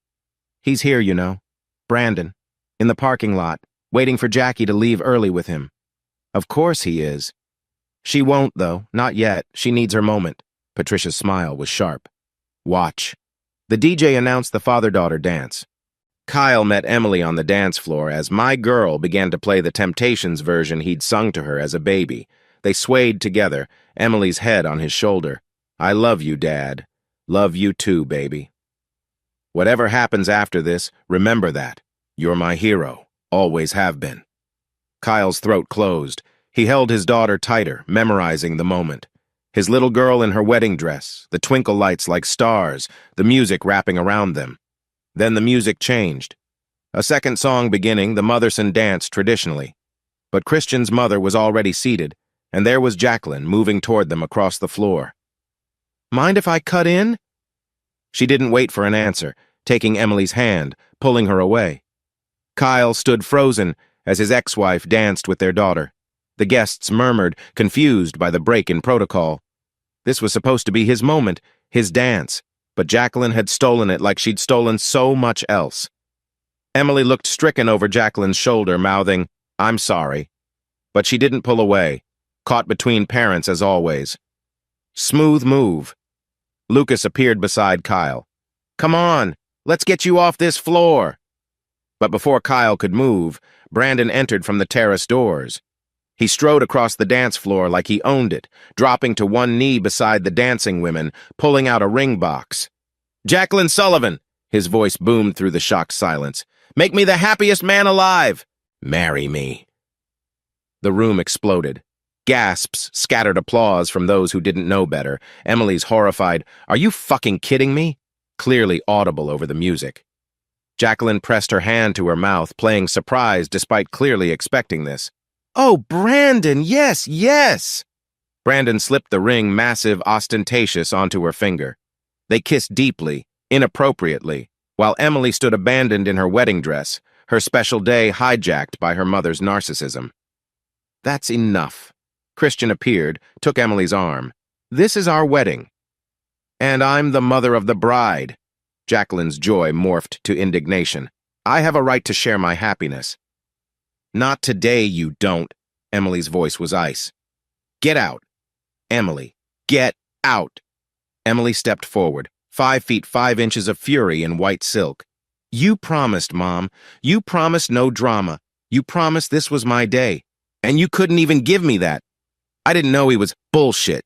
Your surprise is as fake as your concern for anyone but yourself. Emily turned to Brandon. And you pathetic, attention-seeking parasite. Using my wedding for your proposal? What kind of man does that? The kind who loves your mother, Brandon said smoothly. The kind who can't stand not being the center of attention. Patricia Fitzgerald had joined the fray, martini still in hand. Just like with our anniversary party, remember, dear? When you announced your affair? The room watched like spectators at a car crash. Kyle saw the photographer discreetly snapping pictures, the society reporter from the Beacon Journal frantically taking notes. Tomorrow's headlines writing themselves. Security, Christian called calmly. 2 off-duty cops materialized, moving toward Brandon and Jacqueline. Don't you dare! Jacqueline shrieked. I'm her mother! And you're leaving! Emily turned to Kyle, tears streaming. Dad, I'm so sorry. I'm so fucking sorry. Don't apologize, not your fault. It is, though. I enabled her. Kept making excuses. Emily wiped her face, smearing her mascara. I'm done. You hear me, Mom? Done. You want to marry this asshole? Fine, but you're not doing it at my wedding. Security escorted Brandon and Jacqueline out, her protests echoing off the ballroom walls. The guests stood frozen, unsure whether to applaud or flee. The DJ, bless him, started playing Celebration by Kool and the Gang, trying to salvage the mood. Well, Christine Hartley said into the silence, I think we all need more champagne. Nervous laughter rippled through the room. Slowly, the reception resumed. Emily disappeared to fix her makeup while Christian worked the room, smoothing ruffled feathers with lawyer precision. Kyle found himself on the terrace, bourbon in hand, watching the sun set over the valley. His phone, turned back on, showed 18 missed calls from Jacqueline, 12 from unfamiliar numbers, probably reporters. Hell of a party. Pastor William joined him, collar loosened. Not quite what we planned. Weddings rarely are. In 40 years of ministry, I've seen it all. Drunk uncles, objecting exes, missing grooms. But a proposal during the father-daughter dance? That's a new one. Kyle laughed despite himself. We aim to entertain. Emily handled it well. You raised a strong young woman. Her mother raised her. I just worked. Don't do that. William's voice was firm. Don't diminish your role. That girl in there, she's got your backbone, your integrity. That's not nothing. Emily appeared in the doorway, makeup repaired, chin high. Dad, they're about to cut the cake. I need you there. You sure you want to continue? Hell yes. They don't get to ruin this. We're going to dance and eat cake and celebrate because that's what we do. We survive. Kyle took his daughter's arm, walked her back into the ballroom. The guests applauded as they entered, not for tradition, but for resilience. Emily and Christian cut their cake, smashed it into each other's faces, kissed with frosting on their lips. Later, as the evening wound down, Kyle gave his father of the bride toast. He'd prepared remarks about love and commitment, about the journey of marriage. Instead, he spoke from the heart. Emily, you've shown more grace under pressure today than most people manage in a lifetime. Christian, you've proven you're exactly the partner she needs steady when the world goes crazy. Your marriage won't always be easy. Trust me on that. But if you can handle today, you can handle anything. He raised his glass to the couple, to the guests, to the empty spaces where Jacqueline and Brandon should have been, to new beginnings, to choosing love over drama, to my daughter who teaches me every day what strength really looks like. The room erupted in genuine applause. Emily ran to him, threw her arms around his neck. I love you, Dad. Love you too, baby. Now go dance with your husband. Show them how it's done. As the newlyweds took the floor, Lucas appeared with a fresh bourbon. You okay? Kyle considered the question. His ex-wife had hijacked his daughter's wedding for a proposal. Tomorrow would bring gossip, newspaper articles, family fallout. His phone already buzzed with messages he didn't want to read, but Emily was laughing in Christian's arms. His mother was teaching the Hartleys to line dance. Patricia Fitzgerald was buying rounds for anyone with a Brandon story to share. Yeah, Kyle said finally. I think I am. He stayed until the last dance, watched Emily and Christian disappear in a shower of birdseed, helped load gifts, settled bills, thanked the staff who'd handled the circus with professional grace. As he drove home through the quiet Akron streets, Kyle thought about the envelope in his jacket pocket, the one he'd carried all day but never given Emily. Inside, a photo from her parents' wedding and a note he'd written in case things went badly. He'd give it to her when she got back from the honeymoon, when the dust settled and the headlines faded, when she could read his words without the day's drama coloring them. For now, it was enough that she was married to a good man, that she'd stood up to her mother, that she'd chosen joy over chaos. The rest, Brandon's threats, Jacqueline's engagement, the inevitable fallout could wait for tomorrow. Tonight, his daughter was happy, and that was enough. The morning after Emily's wedding dawned gray and humid, matching Kyle's mood as he sat in his kitchen, staring at the Akron Beacon Journal spread across the table. The society page headline screamed, "Wedding Chaos! Restaurant mogul proposes during father-daughter dance." Below it, a photo captured the exact moment of Brandon's proposal, Jacqueline's theatrical surprise, Emily's horror, the guests' shocked faces forming a perfect tableau of dysfunction. The photographer had earned her paycheck. Kyle's phone, silent since he'd turned it off after the 15th call last night, sat like a dead thing beside his coffee mug. He knew what awaited when he powered it on messages from relatives, co-workers, everyone who'd seen the paper or heard the gossip. Akron wasn't that big. News traveled fast, especially news this juicy. A knock at the door interrupted his brooding. Lucas stood on the porch, 2 cups of coffee and a box of donuts balanced in his hands. "Figured you might need reinforcements," Lucas said, pushing past Kyle into the kitchen. "Saw the paper. Front page of the society section. That's almost impressive." "Is that supposed to make me feel better?" "Nope, but the donuts might." Lucas set everything on the counter, studied his friend. "You look like hell. Feel worse." Kyle accepted a coffee, black and strong. "Emily called you?" "About 200 times. She's worried sick. Thinks you hate her for not handling her mother better." "I could never hate Em. I know that. You know that. But she's 25 and her wedding just became Akron's scandal of the year." Lucas pulled out a chocolate glazed. "She's at the airport Marriott with Christian. They delayed their honeymoon." Kyle's chest tightened. "Because of this mess? Because she won't leave until she knows you're okay." Lucas fixed him with a look. "So the question is, are you okay? Was he?" Kyle considered the question while morning light filtered through the kitchen windows. His ex-wife had turned his daughter's wedding into a circus. Brandon Fitzgerald had marked his territory like a dog pissing on a fire hydrant. Tomorrow, everyone at the plant would be talking about it. But Emily had stood up to her mother, had chosen integrity over enabling, had thrown them both out rather than let them hijack her day further. "I need to see her," Kyle said. "That's my boy. Shower first, though. You smell like bourbon and regret." An hour later, Kyle knocked on room 412 at the Marriott. Emily opened the door in yoga pants and one of Christian's t-shirts, her wedding makeup replaced by red-rimmed eyes. "Dad." She launched herself into his arms, holding tight. "I'm so sorry. I'm so fucking sorry." "Language," he said automatically, then laughed at the absurdity. "You have nothing to apologize for. I invited her. I knew what she was capable of, and she's your mother. You wanted her there." Kyle pulled back, studied his daughter's face. "You couldn't have known she'd let Brandon pull that stunt." "Couldn't I?"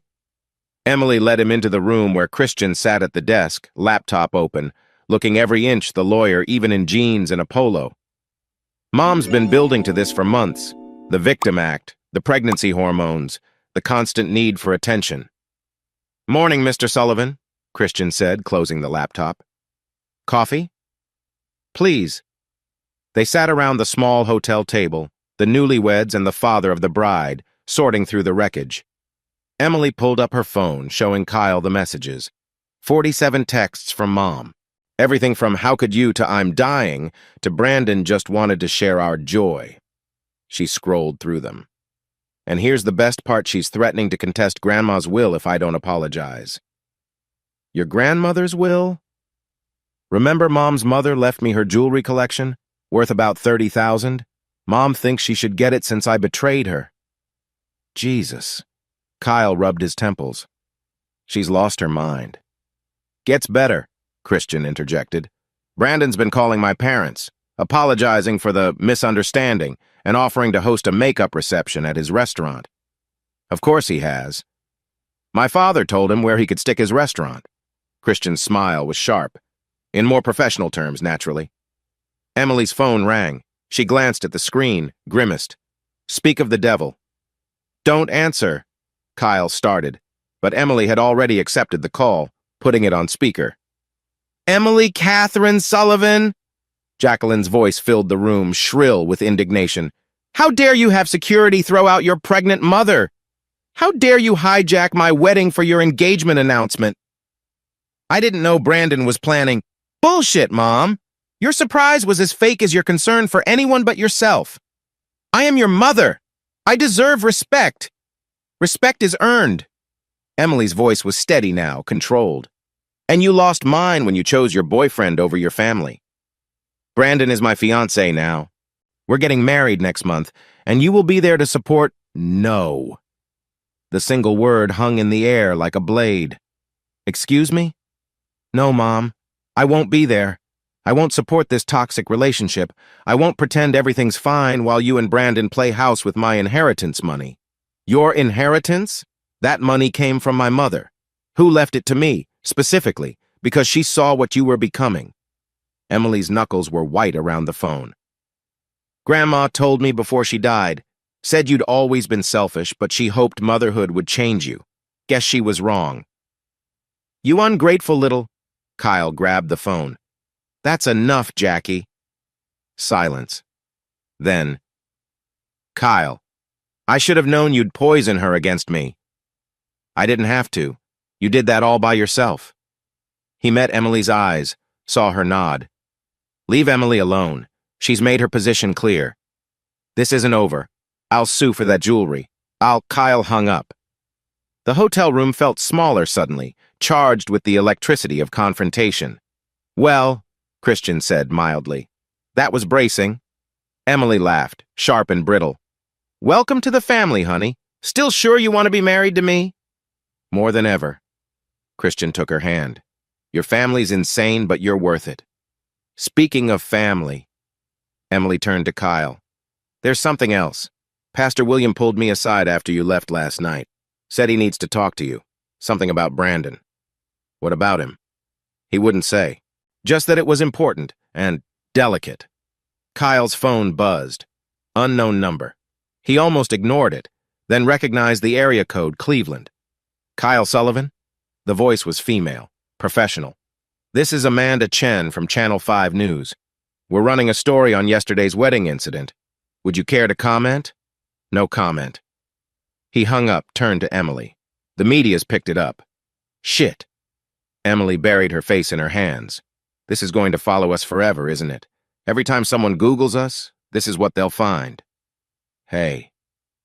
Kyle touched her shoulder. You know what they'll find? A strong young woman who stood up to manipulation, who chose integrity over convenience. I'm proud of you. Proud? Emily's laugh was watery. Dad, I ruined my own wedding. No, your mother and Brandon ruined it. You saved it by showing them the door. Kyle stood. You two should go on your honeymoon. Get away from this mess. We can't leave with everything so unsettled. You can and you will. Kyle's voice was firm. This is my fight now, not yours. Go to Hawaii. Lie on the beach. Drink Mai Tais. Be newlyweds. Christian and Emily exchanged glances. He's right, Em. We can't let them steal this too. But what about Mom? The threats? The media? I'll handle it. Kyle didn't know how, but he'd figure it out. That's what fathers do. After long hugs and promises to call from Maui, Kyle left the newlyweds to pack. In the hotel parking lot, he sat in his truck and finally turned on his phone. 63 missed calls, over 100 texts, 3 voicemails from reporters, 2 from Patricia Fitzgerald, 1 from Pastor William. He called the pastor first. Kyle, thank you for returning my call. Can you meet me at the church? There's something you need to know about Brandon Fitzgerald. More than I already know? I'm afraid so. It concerns previous incidents, similar to yesterday's. An hour later, Kyle sat in Pastor Williams' office, staring at a file folder that felt heavier than it should. I've been ministering in Akron for 40 years, William began, hands folded over his substantial belly. Performed hundreds of weddings. Brandon Fitzgerald has disrupted 3 of them. 3? Yesterday was the 4th, though the first where he was the groom-tobe rather than the spurned party. William opened the folder. 2001, the Morrison wedding. Brandon's date, a married woman, caused a scene during the reception, claiming Brandon had promised to marry her. 2002, the Chen wedding. Brandon himself stood during the speak now or forever hold your peace moment, declaring his love for the bride, his former employee. Jesus. Indeed. And in 2003, the Taylor wedding. Brandon arrived drunk, gave an impromptu toast about how the groom had stolen his girlfriend. William closed the folder. The man has a pattern, Kyle. He cannot bear to see others' happiness without inserting himself into the narrative. Why are you telling me this? Because your daughter deserves to know what kind of man her mother is marrying, and because... William hesitated. Because I believe Jacqueline is in danger. Not physical, necessarily, but emotional, financial. Brandon Fitzgerald destroys women, Kyle. It's what he does. Kyle thought of Jacqueline, 7 months pregnant, probably planning her rushed wedding while Brandon counted the money she'd invested. Despite everything, the thought made him sick. She won't listen to me. No, I don't suppose she will. William stood, moved to the window overlooking the church parking lot. But perhaps she'll listen to Patricia, or to the other women Brandon has left in his wake. You're suggesting what? An intervention? I'm suggesting that sometimes the greatest revenge is simply allowing someone to face the truth. William turned back. Your daughter showed remarkable strength yesterday. Perhaps it's time for her mother to do the same. Kyle left the church with the folder and a head full of conflicting emotions. Jacqueline had betrayed him, humiliated him, tried to destroy their daughter's wedding. She deserved whatever came next. But she was also Emily's mother, the woman he'd loved for decades, the girl who danced barefoot at concerts and believed they could change the world. His phone rang. Lucas. Brother, you need to get home. Now. What's wrong? Brandon's there, on your porch, and he doesn't look happy. Kyle's hands tightened on the wheel. Call the cops. Already did. But Kyle, he's got papers, legal papers. The war wasn't over. If anything, it was just beginning. Kyle pulled into his driveway to find 2 Akron police cruisers already there, their lights painting red and blue shadows across his lawn. Brandon stood on the porch, his Mercedes parked arrogantly across the sidewalk, while 2 officers kept him from the front door. Lucas leaned against his truck, arms crossed, playing witness. That's him! Brandon pointed as Kyle approached. That's the man who's been harassing me, threatening my business. Officer Janet Mills, whom Kyle knew from the plant her husband worked quality control, stepped forward. Mr. Sullivan, Mr. Fitzgerald here says you've been stalking him? Stalking? Kyle almost laughed. I met with him once, at his office, at his invitation. He threatened me, threatened to destroy my reputation if I attended my fiancé's daughter's wedding. The wedding you disrupted with your proposal stunt? Mills's partner, a young cop Kyle didn't recognize, tried to hide a smirk. Apparently, everyone had heard about yesterday's circus. Brandon thrust papers at Kyle. Restraining order. You come near me, my business or my family, I'll have you arrested. Your family? Jacqueline and I are getting married next month. Her daughter might be confused right now, but she's still family. Brandon's smile was predatory. Oh, and there's one more thing. He produced another document. Kyle recognized the letterhead Thornton and Associates, Jacqueline's divorce lawyer. Alienation of affection lawsuit, Brandon announced. You poisoned Emily against her mother, interfered with their relationship. We're seeking damages. You're suing me for turning my daughter against her mother? Kyle felt the world tilt. You destroyed my marriage and you're suing me? Your marriage was already dead. I just gave Jackie the courage to bury it. Brandon stepped closer, lowering his voice. You should have stayed away from the wedding, Kyle. Should have accepted defeat gracefully. Now Now I'm going to take everything you have left. Sir, step back, Officer Mills warned. Brandon raised his hands, mock innocent. No problem, officer. I've served my papers. Just wanted Mr. Sullivan to understand the new reality. He looked at Kyle one last time. See you in court. Both courts.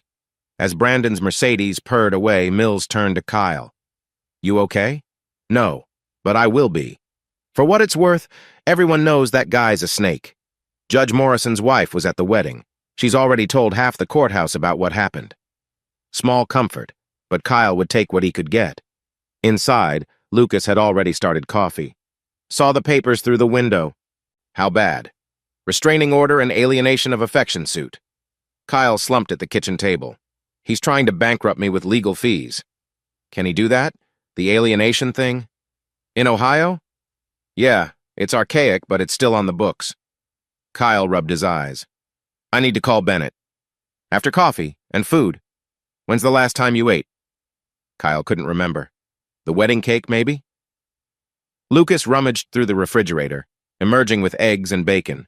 The familiar sounds of cooking sizzling pan, running water provided odd comfort.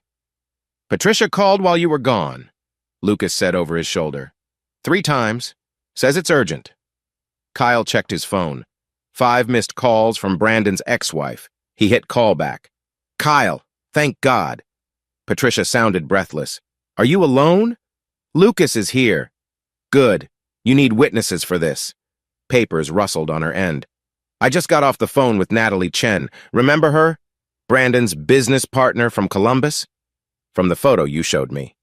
Right. Well, she's not just a business partner, she's his mistress. Has been for 6 months. Kyle's coffee mug stopped halfway to his mouth. What? He's been stringing her along just like he did me, like he's doing to Jacqueline, promising marriage, getting her to invest in his new Cleveland location. Patricia's laugh was bitter.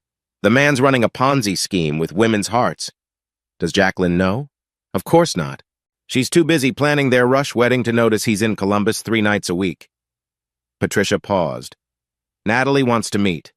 All of us, you, me, her. She has recordings. Recordings? Brandon likes to talk after sex, apparently. She's been recording their conversations for months. Insurance, she called it. Kyle's mind raced. This could change everything, or it could be another dead end, another woman Brandon had charmed and discarded. When? Tonight, 8 o'clock. The Sheraton downtown, room 1012. Can you make it? I'll be there. After Patricia hung up, Kyle filled Lucas in. His friend whistled low. Brandon's playing Russian roulette with women. Eventually, one of them's going to shoot back. Maybe tonight's the night.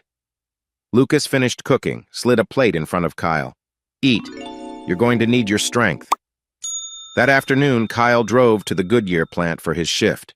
He'd called in sick for the wedding but couldn't afford more time off, not with legal bills mounting.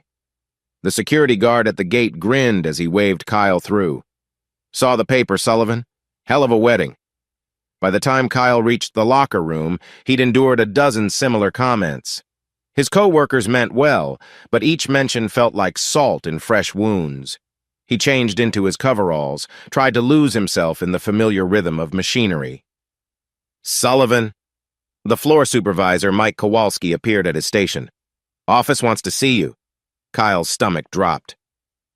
Had Brandon's influence reached even here? But in the plant manager's office, he found unexpected support. Tom Bradley, 20-year veteran and Kyle's boss, gestured to a chair. Sit down, Kyle. This isn't bad news. Tom pulled out a folder. HR's been reviewing your file. 22 years, perfect attendance until recently. No accidents, no complaints. Model employee. Thank you. I'm saying this so you understand your job is safe. Whatever's happening in your personal life, it doesn't affect your standing here. Tom leaned back. My daughter went to school with Emily. Good kid. What her mother did at that wedding. Well, let's just say the whole plant's on your side. Kyle's throat tightened. I appreciate that, Tom. There's more. That overtime you've been pulling, I'm approving a bonus. Not huge, but it might help with unexpected expenses. Lawyer fees, Tom meant, but didn't say. Thank you. Take care of yourself, Kyle, And if that Fitzgerald prick shows up here, security has orders to escort him out. Kyle worked his shift with renewed energy. His life might be falling apart, but he still had allies, still had people who believed in him. At 7:30, he showered at the plant and drove downtown. The Sheraton lobby bustled with convention attendees, providing perfect cover. Kyle took the elevator to the 10th floor, found room 1012, knocked. Patricia answered, dressed in a severe black suit that made her look like an avenging angel. "Kyle, good. Natalie's already here." The suite was larger than Kyle expected, with a sitting area where a woman waited on the couch. Natalie Chen was younger than the photo had suggested, maybe early 30s, with the kind of sharp beauty that turned heads and broke hearts. "Mr. Sullivan?" She stood, extended a manicured hand. "I've heard a lot about you." "Likewise. Shall we get to it?" Patricia poured wine from a bottle on the sideboard. "We all know why we're here." Natalie pulled out her phone, connected it to a small speaker. "I started recording after I realized Brandon was lying about leaving Jacqueline. Listen." Brandon's voice filled the room, lazy and satisfied. "Jackie's useful for now. Her boutique connections, the money from her mother. But she's getting clingy, talking about babies and forever." Natalie's voice, carefully neutral. "You said you loved her." "I say a lot of things, baby. Love, marriage, partnership, whatever gets them to open their wallets and their legs." Kyle's fists clenched. Patricia noticed, touched his arm. "There's more," Natalie said, scrolling through files. "This one's from last week. The wedding's going to be perfect. Jackie's ex will lose his mind when I propose at his daughter's reception. The old fool actually thought threatening me would work." Brandon's laugh was ugly. "By the time I'm done, I'll have his daughter hating him, Jackie's money in my accounts, and you waiting in Columbus for Phase 3. "Phase 3? Natalie's recorded voice asked. "The Cleveland expansion. Once I secure Jackie's investment and your father's connection to the zoning board, we'll be unstoppable. Then maybe I'll keep you both. Or find someone younger. Options, baby. Life's all about options." Natalie stopped the recording. There are hours more. Details about his plans, his other women, his contempt for everyone who trusts him. "Why?" Kyle asked. "Why show us this?" "Because I'm pregnant." Natalie's hand moved to her still flat stomach. "And I refuse to let my child grow up thinking Brandon Fitzgerald is anything but the parasite he is." The room fell silent. 3 victims of the same man, united by shared pain and growing fury. "What do you propose?" Patricia asked finally. "We destroy him." Natalie's smile was sharp as winter. "Publicly, completely. Make sure he never does this to another woman." "The wedding," Kyle said suddenly. "Jacqueline and Brandon's wedding." Patricia's eyes lit up. "Perfect. He humiliated you at Emily's wedding. We return the favor at his." Natalie raised her wine glass. Poetic justice. They spent the next hour planning, pooling resources, building their case. By the time Kyle left, they had a strategy that would either save Jacqueline from a terrible mistake or destroy what was left of their fractured relationship. In the hotel parking lot, Kyle sat in his truck and stared at his phone. One missed call from Emily from Hawaii. He'd call her back tomorrow, let her enjoy her honeymoon one more night before reality intruded again. Another text from Jacqueline. "Kyle, we need to talk about Emily. This has gone too far." He deleted it without responding. She was right about one thing: this had gone too far. But she had no idea how much farther it was about to go. The night was clear, stars visible despite the city lights. Somewhere in Cleveland, Brandon was probably charming another woman, spinning another web. In Hawaii, Emily was starting her marriage under a shadow of scandal. In Columbus, Jacqueline was planning a wedding to a man who saw her as a wallet with benefits. And in Akron, Kyle Sullivan, 22-year plant worker, failed husband, devoted father, was planning a war. Brandon wanted to play games? Fine. But he'd forgotten one crucial thing. Kyle had already lost everything that mattered. He had nothing left to lose and everything to fight for. The game was on. 1 year later, July 2005, Columbus spread out before Kyle through the coffee shop window, a city rebuilding itself like he was rebuilding his life. The Scioto River sparkled in the morning sun, joggers tracing its banks, the whole scene aggressively peaceful after the war zone his life had been. More coffee? The waitress Linda, her name tag said, smiled as she refilled his cup. She was maybe 44, 45, with laugh lines that suggested she'd found more joy than sorrow in life. Auburn hair pulled back in a ponytail, no wedding ring. Thanks. Kyle returned the smile, surprising himself. When was the last time smiling had felt natural? You're becoming a regular, Linda observed. Every Saturday, same booth, same order, creature of habit. Something like that. I like the consistency. After chaos, consistency's underrated. She studied him with green eyes that missed nothing. Let me guess, recent divorce? Kyle laughed. That obvious. The pale line where your wedding ring was. The way you sit like you're not sure you're allowed to take up space. Classic post-divorce syndrome. Linda slid into the booth across from him. I recognized the symptoms. Went through it myself 3 years ago. Gets easier? Different. Not easier, just different. She extended her hand. Linda Patterson. I own this place. Kyle Sullivan. I work at the Honda plant. He'd gotten the job 6 months ago, after Goodyear offered early retirement to senior workers. The buyout wasn't huge, but combined with his savings, it let him start fresh in Columbus. New city, new job, new life. No one here knew about the wedding scandal, the lawsuits, the very public implosion of the Sullivan family. Honda, huh? My brother works there, says they treat people well. Better than my last place. Kyle hesitated, then asked, How'd you know? About the chaos, I mean.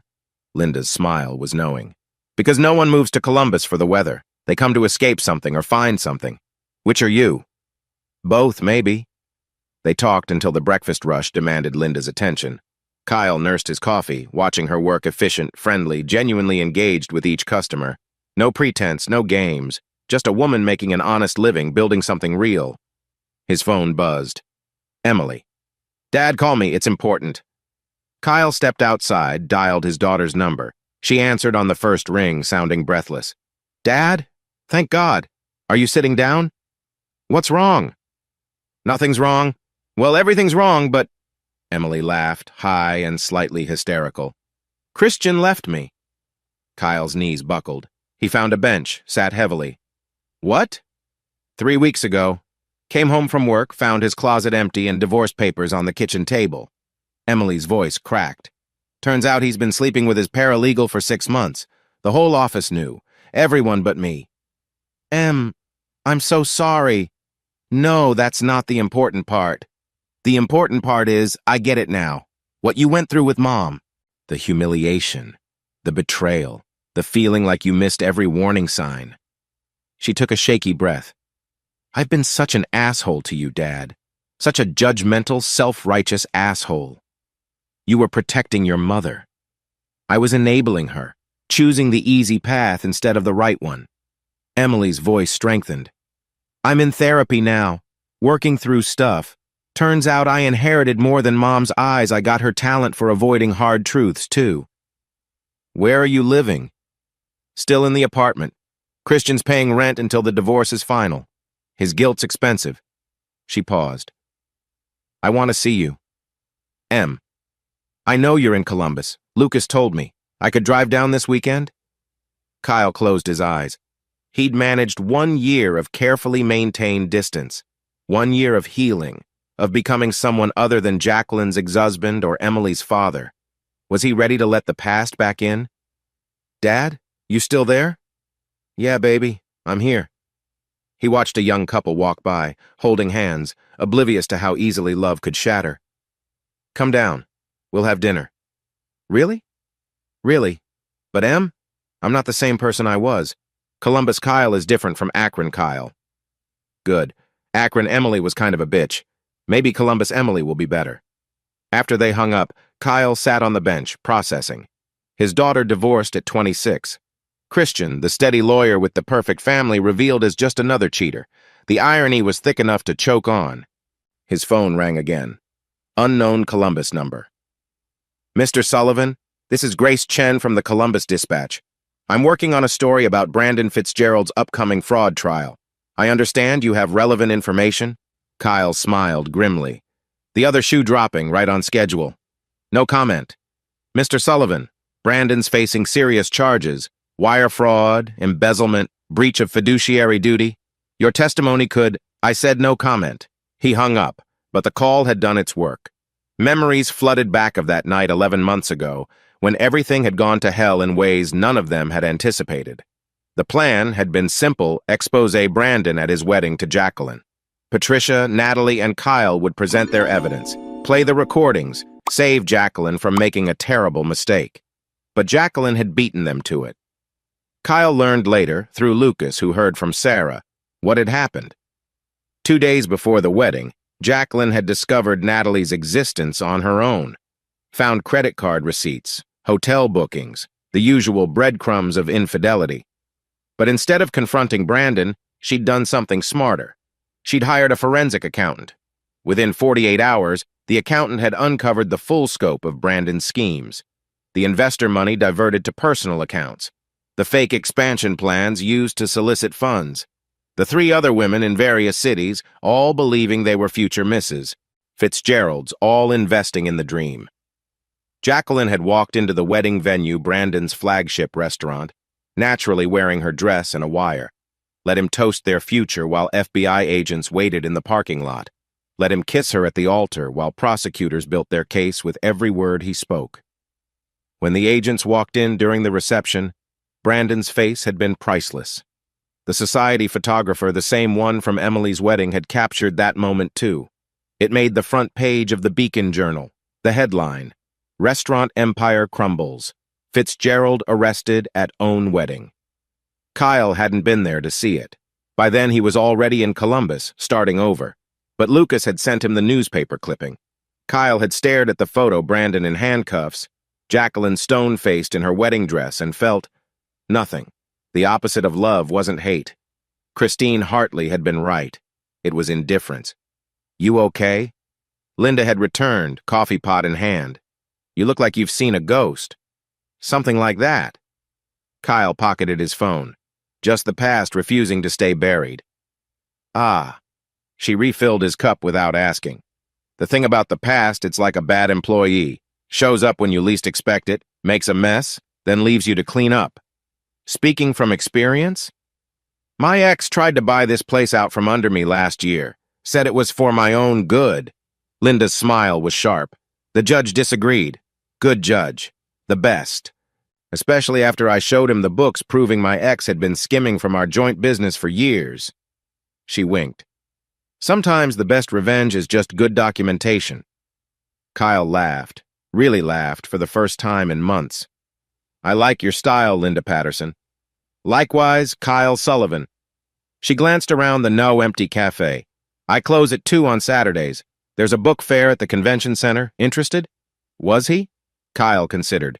A year ago, he'd have said no automatically, kept his walls up, his distance maintained. But Columbus Kyle was different. Columbus Kyle was learning to say yes to life again. I'd like that.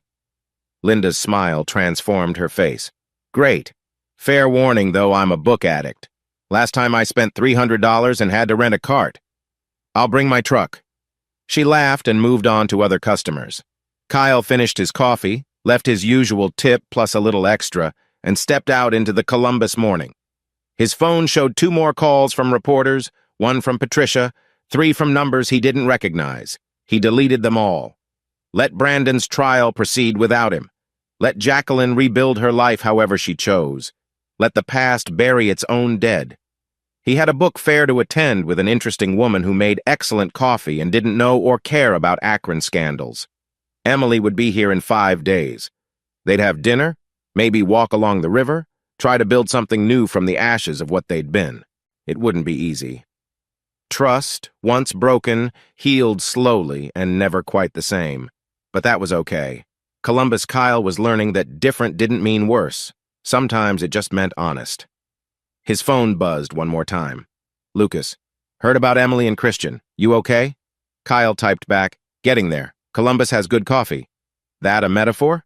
Maybe. Come visit and find out. Might just do that. Kyle pocketed his phone and walked to his truck.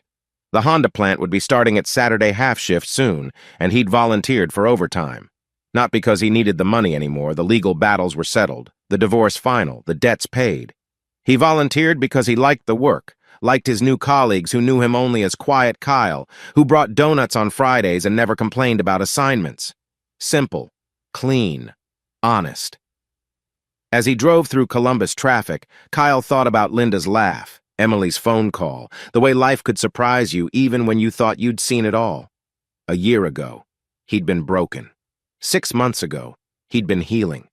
Today, he was. What? Not whole. Maybe never whole again, but functional. Even happy in moments. The dashboard clock read 9:47 a.m. In 5 hours, he'd meet Linda for their book fair adventure. In 5 days, he'd see his daughter for the first time in a year. In November, Brandon would go to trial, and Kyle would likely be called to testify despite his refusal to cooperate with reporters. But that was future Kyle's problem. Present Kyle had work to do, coffee to look forward to, and a life slowly reassembling itself into something he didn't quite recognize but was starting to like. The sun climbed higher over Columbus, burning off the morning haze. Kyle turned up the radio, found an oldies station playing Temptations. My Girl came on, and instead of changing it, he sang along. Different, not easier, but maybe, just maybe, better. The Cup of Courage. Linda's coffee shop buzzed with its usual Saturday morning crowd. Kyle sat in what had become his booth, watching Columbus wake up through the wide windows. 2 years. 2 years since he'd fled Akron's wreckage, and the city no longer felt like exile. It felt like home. The usual? Linda appeared with coffee pot in hand, but her smile held something extra this morning. They'd been dating for 8 months now, dinners, movies, long walks along the Scioto. Taking it slow, both too scarred by their pasts to rush. Actually, Kyle said, make it 2. Emily's on her way. Linda's eyebrows rose. The monthly visits becoming weekly? She's got news. Wouldn't say what over the phone. Well, if she's anything like her father, it'll be worth hearing. Linda squeezed his shoulder. I'll bring extra pastries. News always goes better with carbs. Kyle watched her work, grateful for the 1,000th time that he'd found her, or she'd found him. Linda didn't try to fix him, didn't push for more than he could give. She simply existed alongside him, 2 damaged people learning to trust again. The bell above the door chimed. Emily entered, scanning the room until she spotted him. She looked different, hair shorter, styled professionally. The perpetual stress lines around her eyes had softened. The divorce had aged her, but somehow she seemed younger too. Dad. She slid into the booth, accepted his hug across the table. Thanks for meeting me. You look good, Em. Therapy and yoga. Who knew? She smiled as Linda appeared with coffee and a plate of pastries. You must be Linda. Dad's told me so much about you. All terrible, I'm sure. Linda extended her hand. He's told me about you too. The graphic designer who's taking Columbus by storm? Emily blushed. Hardly, but the freelance work's picking up. Linda excused herself as the morning rush intensified. Emily watched her go, then turned back to Kyle. She's lovely, Dad, really. She is. Mom would hate her. The words hung between them. 2 years since the wedding disaster, and Jacqueline remained the ghost at every feast. How is your mother? Kyle asked carefully. They'd developed rules about this. Emily could share what she wanted, but Kyle wouldn't ask for details. That's actually why I'm here. Emily pulled out her phone, showed him a photo. Meet Alexander, my half-brother. The baby toddler now, Kyle realized, had Jacqueline's eyes but darker features. Brandon's contribution to the genetic lottery. He's almost 2, Emily continued. Walking, talking, destroying everything he touches. Pretty cute, actually. I'm glad. And he was, mostly. The child was innocent in all this. Mom's raising him alone. Brandon got 15 years. Emily pocketed her phone. She sold the boutique, moved to a smaller house in Greene, works part-time at a department store. Kyle said nothing. He'd followed Brandon's trial in the newspapers: fraud, embezzlement, money laundering. 15 years seemed light for destroying so many lives, but the justice system worked in mysterious ways. She wants to see you, Emily said quietly. Kyle's coffee mug paused halfway to his mouth. What? Mom, she wants to apologize. Has some things to say. Emily held up her hand. I told her you'd probably say no, that she had her chance to apologize and blew it. But she asked me to ask, so I'm asking. Em, there's more. Alexander's baptism is next month. She wants you there.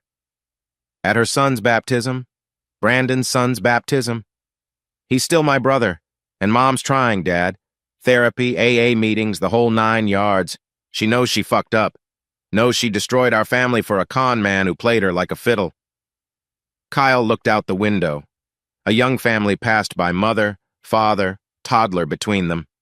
Normal. Simple. Everything his life had never been. I'll think about it, he heard himself say. Emily's eyes widened. Really?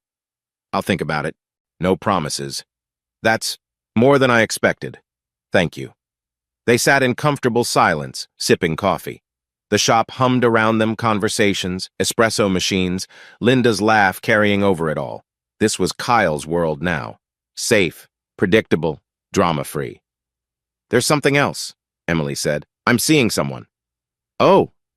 His name's David, teaches high school math, divorced, no kids, very steady, very boring. She smiled. I like boring now. Boring's underrated. Right? We've been together 6 months. He wants you to meet you. I'd like that. Emily reached across the table, took his hand. I'm sorry, Dad, for everything, for choosing sides, for not seeing what you were going through, for being a spoiled brat who thought the world revolved around her drama. You were 25. Your parents were imploding. You did the best you could. Did I, though? Emily's laugh was bitter. I let Mom manipulate me, let Brandon charm me, ignored every red flag because it was easier than facing the truth. We all did that, Em. Your mother, me, you, we all chose easy over honest, until we couldn't anymore. When did you stop? Choosing easy? Kyle thought about it. The day I drove to Columbus, left everything behind and started over. Hardest thing I ever did, also the best. No regrets? About leaving? None. About how long it took me to leave? Many. He squeezed her hand. But regrets are just lessons in disguise.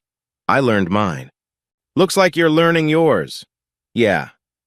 Emily wiped her eyes. God, when did we get so philosophical? Comes with age and mileage. Linda appeared with fresh coffee. Everything okay over here? Perfect, Emily said. Dad was just agreeing to meet my new boyfriend. I said I'd like to. Different from agreeing. Details. Emily grinned. Linda, how do you put up with him? He makes me laugh, fixes things around the shop, doesn't complain when I buy too many books. Linda winked. Plus, he's not bad to look at for an old guy. Hey, 50 isn't old. Keep telling yourself that, Grandpa. The women laughed. Kyle felt something loosen in his chest, a knot he'd carried so long he'd forgotten it was there. This was what he'd been missing. Not the grand passion he'd had with Jacqueline, all fire and drama, but this quiet contentment, this easy affection, this simple joy in being known and accepted. Emily left after extracting promises of dinner next week with David. Kyle helped Linda with the lunch rush, falling into the rhythm they'd developed, him bussing tables and running the register while she handled the kitchen. They worked well together, no words needed. Later, as they closed up shop, Linda asked, You okay? Emily seemed to drop some heavy stuff. Jacqueline wants to meet. Apologize. Ah. Linda locked the door, flipped the sign to closed. You going to? I don't know. Part of me never wants to see her again. Part of me. He trailed off. Needs closure? Maybe. Or maybe I just need to see that she's real. That the monster I've built in my head is just a woman who made terrible choices. Linda leaned against him. You know what I love about you, Kyle Sullivan? My devastating good looks? Your heart. Even after everything, you still lead with your heart. She kissed him softly. Just promise me something? If you do meet her, take backup. Lucas, Emily, someone. Don't face that particular ghost alone. Deal. They walked to Kyle's truck hand in hand. The sun was setting over Columbus, painting the sky in shades of amber and rose. Beautiful, peaceful, his. Dinner at my place? Linda asked. I've got steaks in the fridge. Sounds perfect. As they drove through the city, Kyle thought about Jacqueline's request. 2 years of carefully maintained distance, 2 years of healing, rebuilding, becoming someone new. Was he ready to risk that for a conversation that might change nothing? His phone buzzed at a red light. Lucas. Heard Emily visited. You good? Kyle typed back, better than good. Dinner with Linda. Life's good. About damn time. P.S. Brandon's old restaurant is a Starbucks now. Karma's beautiful. Kyle laughed, showed Linda the text. She smiled. Your friend's right. Karma has a way of sorting things out. Speaking of which, Kyle took a breath. I think I will meet Jacqueline. Once, with Emily there, to hear what she has to say. And then I come home. To you. To this life. To who I am now. He took her hand. That okay with you? More than okay. I'll make dinner. You can tell me all about it, and we'll process it like the emotionally mature adults we're pretending to be. I love you, Kyle said, the words coming easier now than they had in months. Love you too, old man. They drove through Columbus as night fell, heading home. Not to the home Kyle had lost in Akron that was gone, sold to pay legal bills and fund new beginnings, but to the home he'd built here, one careful day at a time. In 3 weeks, he'd sit across from Jacqueline for the first time since the divorce. He'd listen to her apologies, meet the child she'd had with Brandon, try to find some peace with the past. It would hurt. It would heal. It would be whatever it needed to be. But tonight, he had steaks to grill and a woman to love, and a life that finally made sense. The rest could wait. Kyle Sullivan had learned the hard way that happiness wasn't a destination you arrived at, but a choice you made daily.